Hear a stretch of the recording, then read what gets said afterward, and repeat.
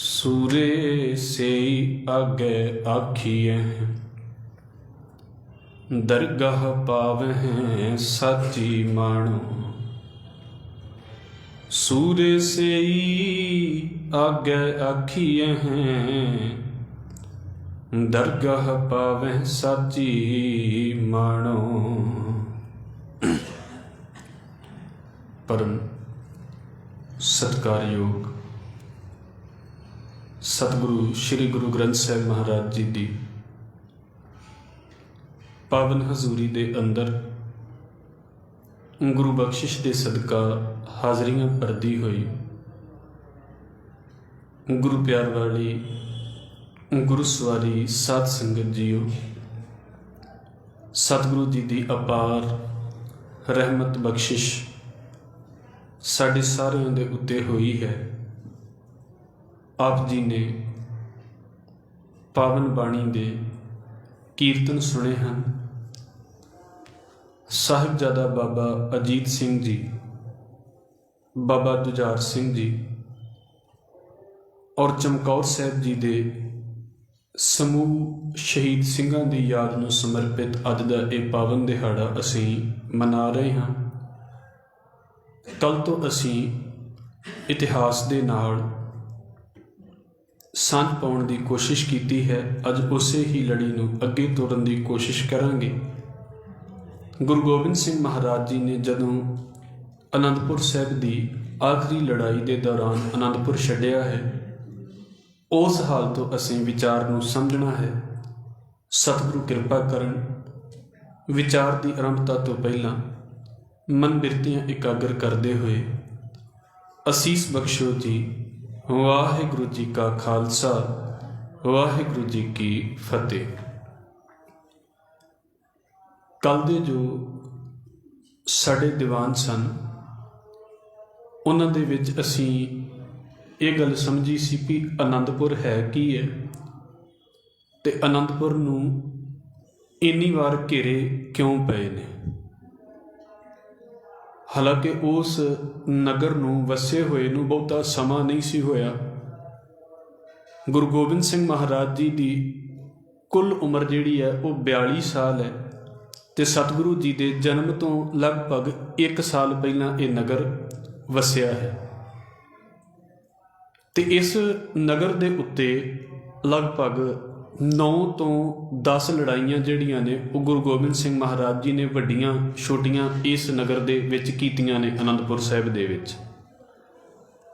ते उहदा जिहड़ा सब तो वड्डा कारण साडे सामने ये आउंदा है भी इस थां दे उत्ते वैसाखी दे दौरान जदों गुरु गोबिंद सिंह महाराज जी ने खंडे दी पहुल दा अमृत दे के ते सारियां नूं बराबरी दा सिद्धांत बख्शिया है।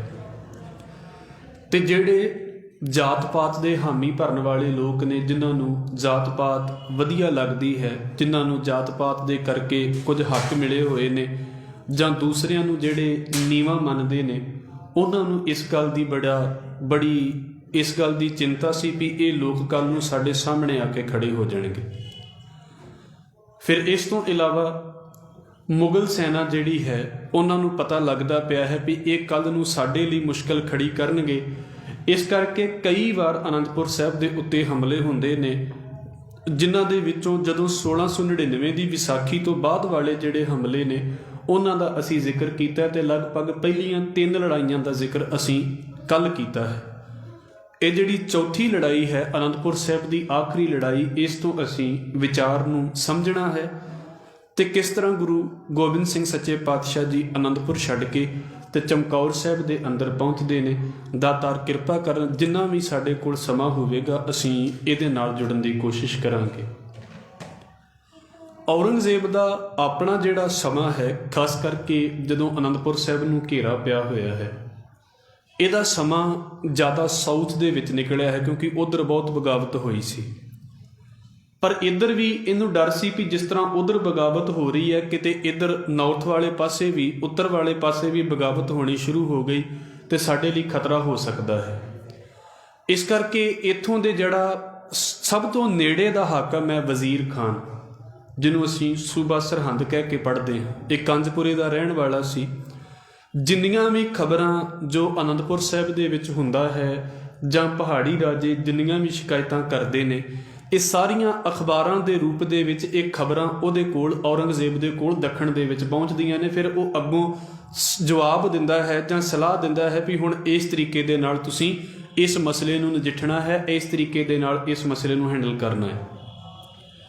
ਇਹ ਜਿਹੜੀ ਚੌਥੀ ਲੜਾਈ ਹੋਈ ਹੈ ਔਰੰਗਜ਼ੇਬ ਨੂੰ, ਕਿਉਂਕਿ ਕਾਫੀ ਚਿੱਠੀਆਂ ਪੈ ਚੁੱਕੀਆਂ ਸੀ ਵੀ ਗੁਰੂ ਗੋਬਿੰਦ ਸਿੰਘ ਮਹਾਰਾਜ ਜੀ ਜਿਹੜੇ ਨੇ ਉਹ ਆਪਣੀ ਫੌਜ ਤਿਆਰ ਕਰਦੇ ਪਏ ਨੇ ਇੱਥੇ ਅਨੰਦਪੁਰ ਸਾਹਿਬ ਦੇ ਅੰਦਰ, ਤੇ ਇਹ ਕੱਲ੍ਹ ਨੂੰ ਸਾਡੇ ਲਈ ਤੇ ਤੁਹਾਡੇ ਲਈ ਖਤਰਾ ਹੋ ਸਕਦਾ ਹੈ। ਔਰੰਗਜ਼ੇਬ ਦੀ ਚਿੱਠੀ ਦਾ ਜਿਹੜਾ ਜਵਾਬ ਹੈ ਉਹ ਵਜ਼ੀਰ ਖਾਨ ਨੂੰ ਆਉਂਦਾ ਹੈ। ਉਹਦੇ ਵਿੱਚ ਉਹ ਇਸ ਗੱਲ ਨੂੰ ਕਹਿੰਦਾ ਹੈ ਵੀ ਤੁਹਾਨੂੰ ਗੁਰੂ ਗੋਬਿੰਦ ਸਿੰਘ ਮਹਾਰਾਜ ਦੇ ਉੱਤੇ ਹਮਲਾ ਕਰਨ ਦੀ ਇਜਾਜ਼ਤ ਹੈ, ਕਿਉਂਕਿ ਉਹਦੀ ਇਜਾਜ਼ਤ ਤੋਂ ਬਿਨਾਂ ਨਹੀਂ ਸੀ ਹੋ ਸਕਦਾ ਇਹ ਕੁਝ। ਜਦੋਂ ਹਮਲਾ ਕਰਨ ਦੀ ਇਜਾਜ਼ਤ ਮਿਲੀ ਹੈ ਤੇ ਉਸ ਵੇਲੇ ਫਿਰ ਵਜ਼ੀਰ ਖਾਨ ਨੇ ਆਪਣੇ ਨਾਲ ਪਹਾੜੀ ਰਾਜਿਆਂ ਨੂੰ ਵੀ ਲਿਆ ਹੈ। ਉਹ ਜਿਹੜੇ ਪਹਾੜੀ ਰਾਜੇ ਨੇ ਉਹਨਾਂ ਨੇ ਫਿਰ ਉਹਨਾਂ ਪਹਾੜੀ ਰਾਜਿਆਂ ਦੇ ਵਿੱਚੋਂ, ਅਸੀਂ ਜਦੋਂ ਇਸ ਗੱਲ ਨੂੰ ਪੜ੍ਹਦੇ ਹਾਂ ਵੀ ਲਗਭਗ 22 ਧਾਰ ਦਾ ਮਤਲਬ ਹੁੰਦਾ ਵੀ ਛੋਟੀਆਂ ਛੋਟੀਆਂ ਨਦੀਆਂ ਤੱਕ ਉਹਨਾਂ ਨੇ ਆਪਣੇ ਬਾਰਡਰ ਰੱਖੇ ਹੁੰਦੇ ਸੀ। ਇੱਕ ਨਦੀ ਦੇ ਇੱਕ ਪਾਸੇ ਤੱਕ ਇੱਕ ਰਾਜੇ ਦੀ ਹੱਦ ਹੋਣੀ, ਦੂਸਰੀ ਧਾਰਾ ਜਿਹੜੀ ਸੀ ਉਹਦੇ ਤੱਕ ਦੂਸਰੇ ਰਾਜੇ ਦੀ ਹੱਦ ਹੋਣੀ, ਤੇ ਲਗਭਗ ਜਿਹੜੀਆਂ 22 ਧਾਰਾਵਾਂ ਸੀ ਉਸ ਵੇਲੇ ਦੀਆਂ, ਜਿਹਦੇ ਵਿੱਚ ਕੁਝ ਰਿਆਸਤਾਂ ਆਉਂਦੀਆਂ ਨੇ, ਅਜੇ ਵੀ ਪ੍ਰਚਲਿਤ ਰਹੀਆਂ ਨੇ 1947 ਤੱਕ, ਜਦੋਂ ਤੱਕ ਅੰਗਰੇਜ਼ਾਂ ਦਾ ਟਾਈਮ ਆਇਆ ਇਹ ਉਦੋਂ ਵੀ ਪ੍ਰਚਲਿਤ ਰਹੀਆਂ ਨੇ। ਇਹਨਾਂ ਦੇ ਵਿੱਚੋਂ ਕਈਆਂ ਨੇ ਗੁਰੂ ਗੋਬਿੰਦ ਸਿੰਘ ਮਹਾਰਾਜ ਦੇ ਖਿਲਾਫ ਹੋ ਕੇ ਤੇ ਅਨੰਦਪੁਰ ਸਾਹਿਬ ਜਿਹੜਾ ਹੈ ਉਹ ਅਨੰਦਪੁਰ ਸਾਹਿਬ ਨੂੰ ਘੇਰਾ ਪਾਇਆ ਹੈ। ਪਰ ਮੈਂ ਹੋਰ ਗੱਲ ਕਹਿ ਦੇਵਾਂ, ਇਹਨਾਂ ਦੇ ਵਿੱਚੋਂ ਬਹੁਤੇ ਪਹਾੜੀ ਰਾਜੇ ਉਹ ਸੀ, ਇਹਨਾਂ ਦੇ ਜਿਹੜੇ ਵੱਡੇ ਵਡੇਰੇ ਸੀ, ਜਦੋਂ ਗੁਰੂ ਹਰਗੋਬਿੰਦ ਸਾਹਿਬ ਸੱਚੇ ਪਾਤਸ਼ਾਹ ਜੀ ਗਵਾਲੀਅਰ ਦੇ ਕਿਲੇ ਦੇ ਵਿੱਚ ਗ੍ਰਿਫਤਾਰ ਹੁੰਦੇ ਨੇ। ਜਦੋਂ ਅਸੀਂ ਇਸ ਗੱਲ ਨੂੰ ਪੜ੍ਹਦੇ ਹਾਂ ਵੀ ਸਤਿਗੁਰੂ ਗੁਰੂ ਹਰਗੋਬਿੰਦ ਸਾਹਿਬ ਮਹਾਰਾਜ ਜੀ ਦੀ ਰਿਹਾਈ ਦੇ ਹੁਕਮ ਆਉਂਦੇ ਨੇ ਤੇ ਮਹਾਰਾਜ ਜੀ ਇਹ ਕਹਿੰਦੇ ਨੇ ਵੀ ਅਸੀਂ ਇਕੱਲੇ ਨਹੀਂ ਨਿਕਲਾਂਗੇ, ਜਿਹੜੇ ਸਾਡੇ ਨਾਲ ਪਹਾੜੀ ਰਾਜੇ ਜਾਂ ਹੋਰ ਰਾਜੇ ਗ੍ਰਿਫਤਾਰ ਕੀਤੇ ਗਏ ਨੇ ਇਹਨਾਂ ਨੂੰ ਵੀ ਤੁਸੀਂ ਸਾਡੇ ਨਾਲ ਰਿਹਾ ਕਰੋ। ਤੇ ਉਹਨਾਂ ਦੇ ਵਿੱਚੋਂ ਜਿਹੜੇ ਇਹ ਪਹਾੜੀ ਰਾਜੇ ਹੁਣ ਗੁਰੂ ਗੋਬਿੰਦ ਸਿੰਘ ਮਹਾਰਾਜ ਦੇ ਖਿਲਾਫ ਹੋਏ ਨੇ, ਉਹਨਾਂ ਦੇ ਬਹੁਤੇ ਵੱਡਿਆਂ ਨੂੰ ਗੁਰੂ ਹਰਗੋਬਿੰਦ ਸਾਹਿਬ ਮਹਾਰਾਜ ਜੀ ਨੇ ਗਵਾਲੀਅਰ ਦੇ ਕਿਲੇ ਦੇ ਵਿੱਚੋਂ ਆਪ ਰਿਹਾ ਕਰਵਾਇਆ ਸੀ। ਇਸ ਕਰਕੇ ਇਹ ਜਿਹੜੇ, ਕਿਉਂਕਿ ਇਹਨਾਂ ਪਹਾੜੀ ਰਾਜਿਆਂ ਨੇ ਗੁਰੂ ਗੋਬਿੰਦ ਸਿੰਘ ਮਹਾਰਾਜ ਦੇ ਖਿਲਾਫ ਜੰਗਾਂ ਵੀ ਲੜੀਆਂ ਨੇ, ਮੌਕਾ ਪ੍ਰਸਤ ਹੋ ਕੇ ਕੁਝ ਜੰਗਾਂ ਇਹਨਾਂ ਨੇ ਗੁਰੂ ਗੋਬਿੰਦ ਸਿੰਘ ਮਹਾਰਾਜ ਦੇ ਨਾਲ ਹੋ ਕੇ ਵੀ ਲੜੀਆਂ ਨੇ, ਪਰ ਇਹਨਾਂ ਨੂੰ ਇਹ ਸੀ ਵੀ ਜੇ ਸਾਡਾ ਰਾਜ ਖੁੱਸ ਗਿਆ ਤੇ ਸਾਡੇ ਪੱਲੇ ਕੁਝ ਨਹੀਂ ਰਹਿਣਾ। ਜਦੋਂ ਇਹਨਾਂ ਨੂੰ ਔਰੰਗਜ਼ੇਬ ਤੋਂ ਡਰ ਲੱਗਦਾ ਸੀ ਇਹ ਅਨੰਦਪੁਰ ਆ ਜਾਂਦੇ ਸੀ, ਜਿੱਦਣ ਇਹਨਾਂ ਨੂੰ ਅਨੰਦਪੁਰ ਤੋਂ ਡਰ ਲੱਗਦਾ ਸੀ ਉਦਣ ਇਹ ਔਰੰਗਜ਼ੇਬ ਵਾਲੇ ਪਾਸੇ ਝੁਕਣਾ ਸ਼ੁਰੂ ਹੋ ਜਾਂਦੇ ਸੀ। ਇਹਨਾਂ ਦਾ ਹਿਸਾਬ ਇਦਾਂ ਦਾ ਸੀ, ਕਿਉਂਕਿ ਇਹਨਾਂ ਨੂੰ ਬਹੁਤਾ ਫਿਕਰ ਇਸ ਗੱਲ ਦਾ ਸੀ ਵੀ ਸਾਡਾ ਰਾਜ ਬਚਿਆ ਰਵੇ। ਹੁਣ ਔਰੰਗਜ਼ੇਬ ਦੀ ਚਿੱਠੀ ਆਈ ਆ ਵੀ ਤੁਸੀਂ ਅਨੰਦਪੁਰ ਸਾਹਿਬ ਦੇ ਉੱਤੇ ਅਟੈਕ ਕਰਕੇ ਤੇ ਫਿਰ ਤੁਸੀਂ ਗੁਰੂ ਗੋਬਿੰਦ ਸਿੰਘ ਮਹਾਰਾਜ ਨੂੰ ਫੜ ਸਕਦੇ ਜੇ। ਲਿਖਤਾਂ ਦੇ ਵਿੱਚ ਤੇ ਇਹ ਵੀ ਹਵਾਲਾ ਆਉਂਦਾ ਹੈ ਵੀ ਜਾਂ ਤਾਂ ਤੁਸੀਂ ਗੁਰੂ ਗੋਬਿੰਦ ਸਿੰਘ ਮਹਾਰਾਜ ਨੂੰ ਗ੍ਰਿਫਤਾਰ ਕਰ ਲਓ ਜਾਂ ਜੰਗ ਦੇ ਮੈਦਾਨ ਦੇ ਵਿੱਚ ਹਰਾ ਦਿਓ। ਕਿਸੇ ਵੀ ਤਰੀਕੇ ਦੇ ਨਾਲ ਗੁਰੂ ਗੋਬਿੰਦ ਸਿੰਘ ਮਹਾਰਾਜ ਜੀ ਤੁਹਾਡੇ ਹੱਥ ਦੇ ਵਿੱਚ ਹੋਣੇ ਚਾਹੀਦੇ ਨੇ। ਮੇਨ ਜਿਹੜੀ ਗੱਲ ਇਹ ਹੈ ਵੀ ਗੁਰੂ ਗੋਬਿੰਦ ਸਿੰਘ ਮਹਾਰਾਜ ਜਿਹੜੇ ਨੇ ਉਹ ਤੁਹਾਡੇ ਹੱਥ ਦੇ ਵਿੱਚ ਹੋਣੇ ਚਾਹੀਦੇ ਨੇ। ਹੁਣ ਸੁਭਾਵਿਕ ਜੀ ਗੱਲ ਹੈ, ਮੈਂ ਪਹਿਲਾਂ ਬੇਨਤੀ ਕੀਤੀ ਹੈ ਵੀ ਲਗਭਗ 1665 ਦੇ ਵਿੱਚ ਇਹ ਅਨੰਦਪੁਰ ਸਾਹਿਬ ਵਸਦਾ ਹੈ, ਗੁਰੂ ਤੇਗ ਬਹਾਦਰ ਸਾਹਿਬ ਮਹਾਰਾਜ ਜੀ ਦੇ ਵੱਲੋਂ ਵਸਾਇਆ ਗਿਆ। ਤੇ 1699 ਨੂੰ ਵਿਸਾਖੀ ਦਾ ਦਿਹਾੜਾ ਆਉਂਦਾ ਹੈ। 1705 ਦੀ ਗੱਲ ਅਸੀਂ ਇਹ ਪੜ੍ਹਦੇ ਪਏ ਹਾਂ। ਇਹ ਲਗਭਗ ਇਸ ਗੱਲ ਨੂੰ ਹੋ ਗਏ ਨੇ ਅਨੰਦਪੁਰ ਸਾਹਿਬ ਨੂੰ ਵਸੇ ਨੂੰ 40 ਸਾਲ ਹੋ ਗਏ ਨੇ। ਤੁਸੀਂ ਖੁਦ ਇਸ ਚੀਜ਼ ਨੂੰ ਸੋਚ ਕੇ ਵੇਖੋ ਵੀ 40 ਸਾਲਾਂ ਦੇ ਵਿੱਚ ਕੋਈ ਨਗਰ, ਕੋਈ ਸ਼ਹਿਰ ਕਿੰਨਾ ਕੁ ਡਿਵੈਲਪ ਹੋ ਸਕਦਾ ਹੈ। ਇਹਦਾ ਮਤਲਬ ਹੈ ਵੀ ਇੱਕ ਜਨਰੇਸ਼ਨ ਆ ਕੇ ਰਹਿੰਦੀ ਹੋਵੇਗੀ ਉੱਥੇ, ਫਿਰ ਉਹ ਹੈ ਪਹਾੜੀਆਂ ਦੇ ਵਿੱਚ ਹੈ। ਤੇ ਉਸ ਵੇਲੇ ਬਹੁਤ ਵੱਡੀ ਗਿਣਤੀ ਨਹੀਂ ਹੈ ਅਨੰਦਪੁਰ ਸਾਹਿਬ ਦੀ, ਭਾਵੇਂ ਕਿ ਸੰਗਤਾਂ ਬਾਹਰੋਂ ਬਹੁਤ ਆਉਂਦੀਆਂ ਹੁੰਦੀਆਂ ਸੀ, ਪਰ ਰਹਿਣ ਵਾਲਿਆਂ ਦੀ ਗਿਣਤੀ ਬਹੁਤੀ ਨਹੀਂ ਹੈ ਉੱਥੇ। ਬੜਾ ਉਸ ਵੇਲੇ ਦੇ ਹਿਸਾਬ ਦੇ ਨਾਲ ਬੜਾ ਸੀਮਤ ਜਿਹਾ ਸ਼ਹਿਰ ਹੈ। ਅੱਜ ਵੀ ਤੁਸੀਂ ਵੇਖੋਗੇ ਹੁਣ ਤੇ ਪੱਕੀਆਂ ਸੜਕਾਂ ਬਣ ਗਈਆਂ ਨੇ, ਪਰ ਜੇ ਤੁਸੀਂ ਪਹਿਲਾਂ ਵੇਖੋਗੇ ਜਦੋਂ ਲੋਕਾਂ ਦੇ ਕੋਲ ਆਵਾਜਾਈ ਦੇ ਕੋਈ ਸਾਧਨ ਨਹੀਂ ਔਰ ਫਿਰ ਕਈਆਂ ਨੂੰ ਸਤਲੁਜ ਦਰਿਆ ਵੀ ਪਾਰ ਕਰਨਾ ਪੈਂਦਾ ਹੈ, ਉਦੋਂ ਕਿੰਨੇ ਕੁ ਲੋਕ ਉਸ ਪਾਸੇ ਜਾਣ ਦੇ ਲਈ ਜਿਹੜੇ ਨੇ ਉਹ ਤਿਆਰ ਹੁੰਦੇ ਹੋਣਗੇ। ਭਾਵੇਂ ਕਿ ਗੁਰੂ ਗੋਬਿੰਦ ਸਿੰਘ ਮਹਾਰਾਜ ਦੀ ਕਾਲ ਦੇ ਉੱਤੇ 1699 ਦੀ ਵਿਸਾਖੀ ਦੇ ਉੱਤੇ ਹਜ਼ਾਰਾਂ ਲੋਕਾਂ ਦਾ ਇਕੱਠ ਹੋਇਆ ਹੈ, ਪਰ ਰਹਿਣ ਵਾਲੇ ਆਮ ਸ਼ਹਿਰਾਂ ਦੇ ਵਾਂਗੂ ਇਹ ਨਹੀਂ ਵੀ ਬੜੀ ਵੱਡੀ ਗਿਣਤੀ ਦੇ ਵਿੱਚ ਸ਼ਹਿਰ ਦੇ ਲੋਕ ਸੀ। ਹੁਣ ਔਰੰਗਜ਼ੇਬ ਨੇ ਜਦੋਂ ਉਹ ਆਪਣਾ ਹੁਕਮ ਭੇਜਿਆ ਹੈ ਵੀ ਤੁਸੀਂ ਅਨੰਦਪੁਰ ਸਾਹਿਬ ਦੇ ਉੱਤੇ ਹਮਲਾ ਕਰਕੇ ਤੇ ਗੁਰੂ ਗੋਬਿੰਦ ਸਿੰਘ ਮਹਾਰਾਜ ਨੂੰ ਫੜ ਸਕਦੇ ਜੇ, ਤੇ ਉੱਥੇ ਵੇਖਿਓ ਕਿਹੜੀ ਜਿਹੜੀ ਸੈਨਾ ਹੈ ਉਹ ਗੁਰੂ ਗੋਬਿੰਦ ਸਿੰਘ ਮਹਾਰਾਜ ਨੂੰ ਫੜਨ ਦੇ ਲਈ, ਉਹਨਾਂ ਨੂੰ ਗ੍ਰਿਫਤਾਰ ਕਰਨ ਦੇ ਲਈ ਆਉਂਦੀ ਹੈ।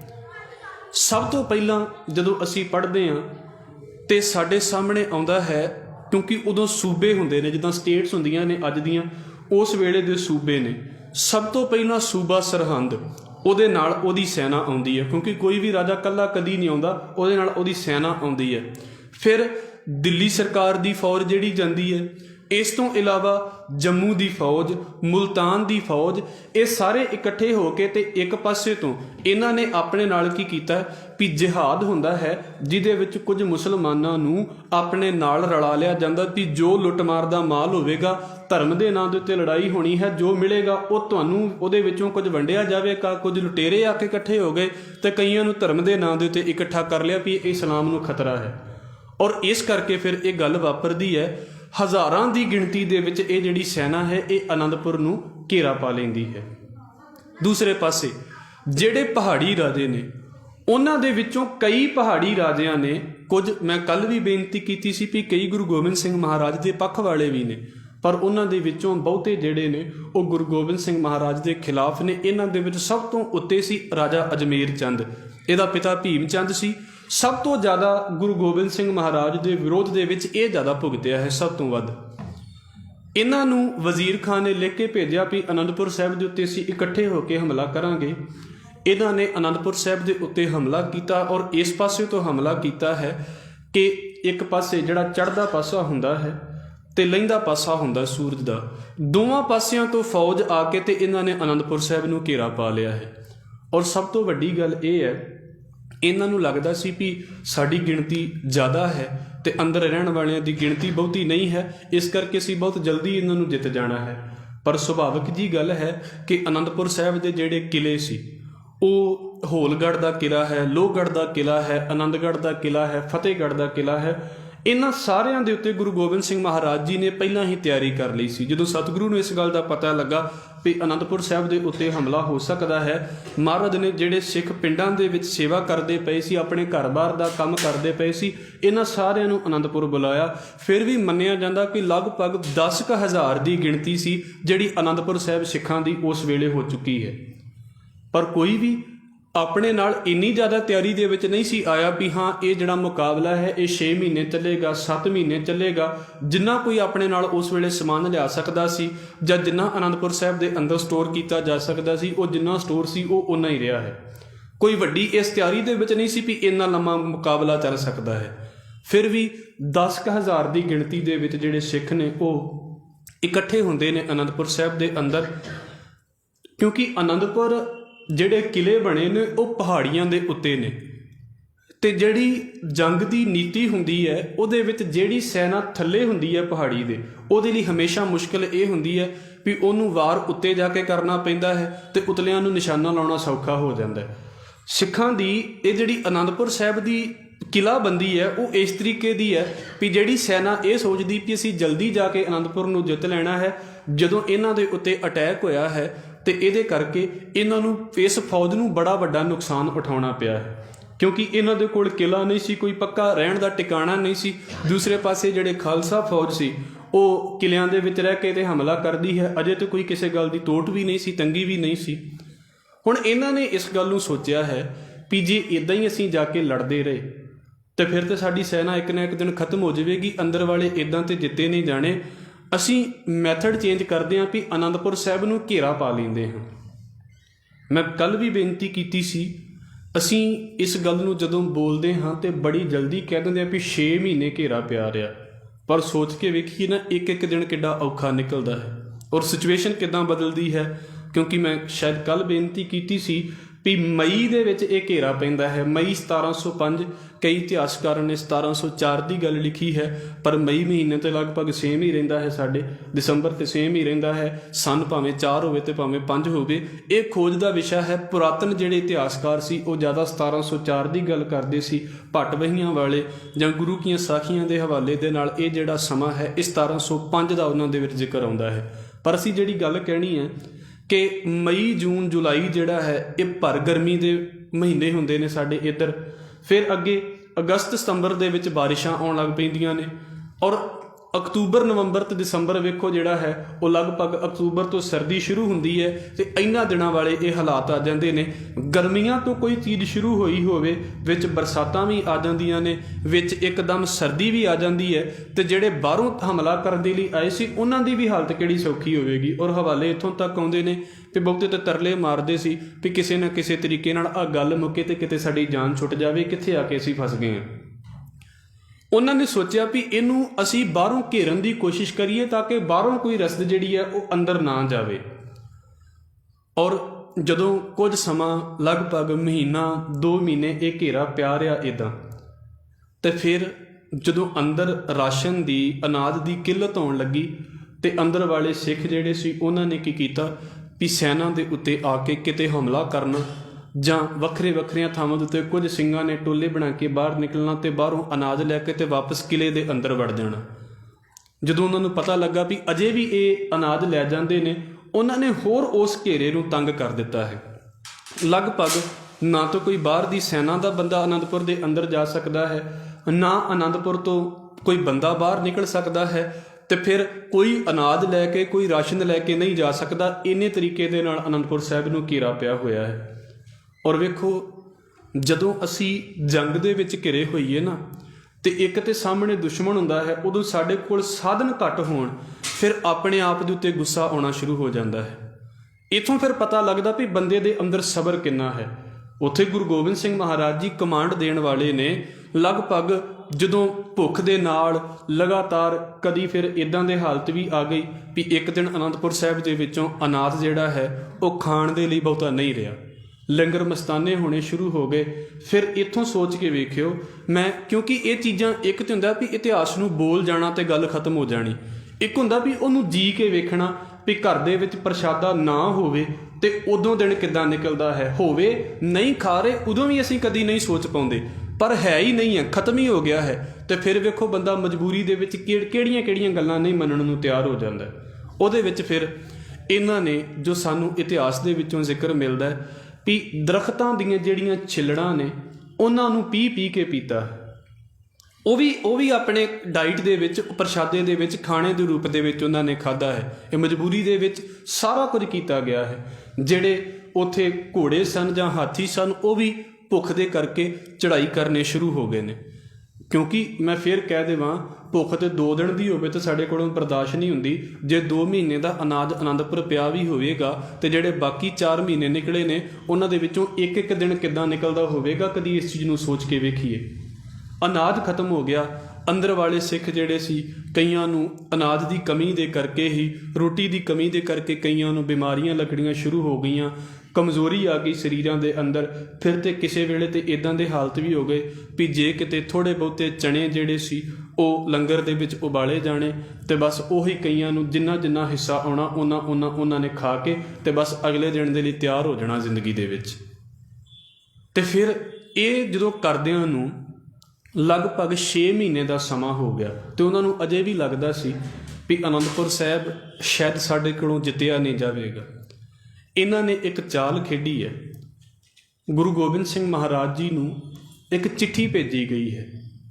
ਵੈਸੇ ਇਹ ਕਿਉਂਕਿ ਸਤਿਗੁਰੂ ਗੁਰੂ ਗੋਬਿੰਦ ਸਿੰਘ ਮਹਾਰਾਜ ਜੀ ਦੇ ਵੱਲੋਂ ਵੀ ਇੱਕ ਸਾਨੂੰ ਹਵਾਲਾ ਮਿਲਦਾ ਹੈ ਵੀ ਗੁਰੂ ਗੋਬਿੰਦ ਸਿੰਘ ਮਹਾਰਾਜ ਜੀ ਨੇ ਇੱਕ ਜਿਹੜੀ ਚਿੱਠੀ ਸੀ ਉਹ ਔਰੰਗਜ਼ੇਬ ਨੂੰ ਭੇਜੀ ਸੀ ਵੀ ਤੇਰੀ ਸੈਨਾ ਇਹ ਜਿਹੜੀ ਹੈ ਨਾ ਇੱਥੇ ਆਹ ਕੁਝ ਕਰਦੀ ਪਈ ਹੈ।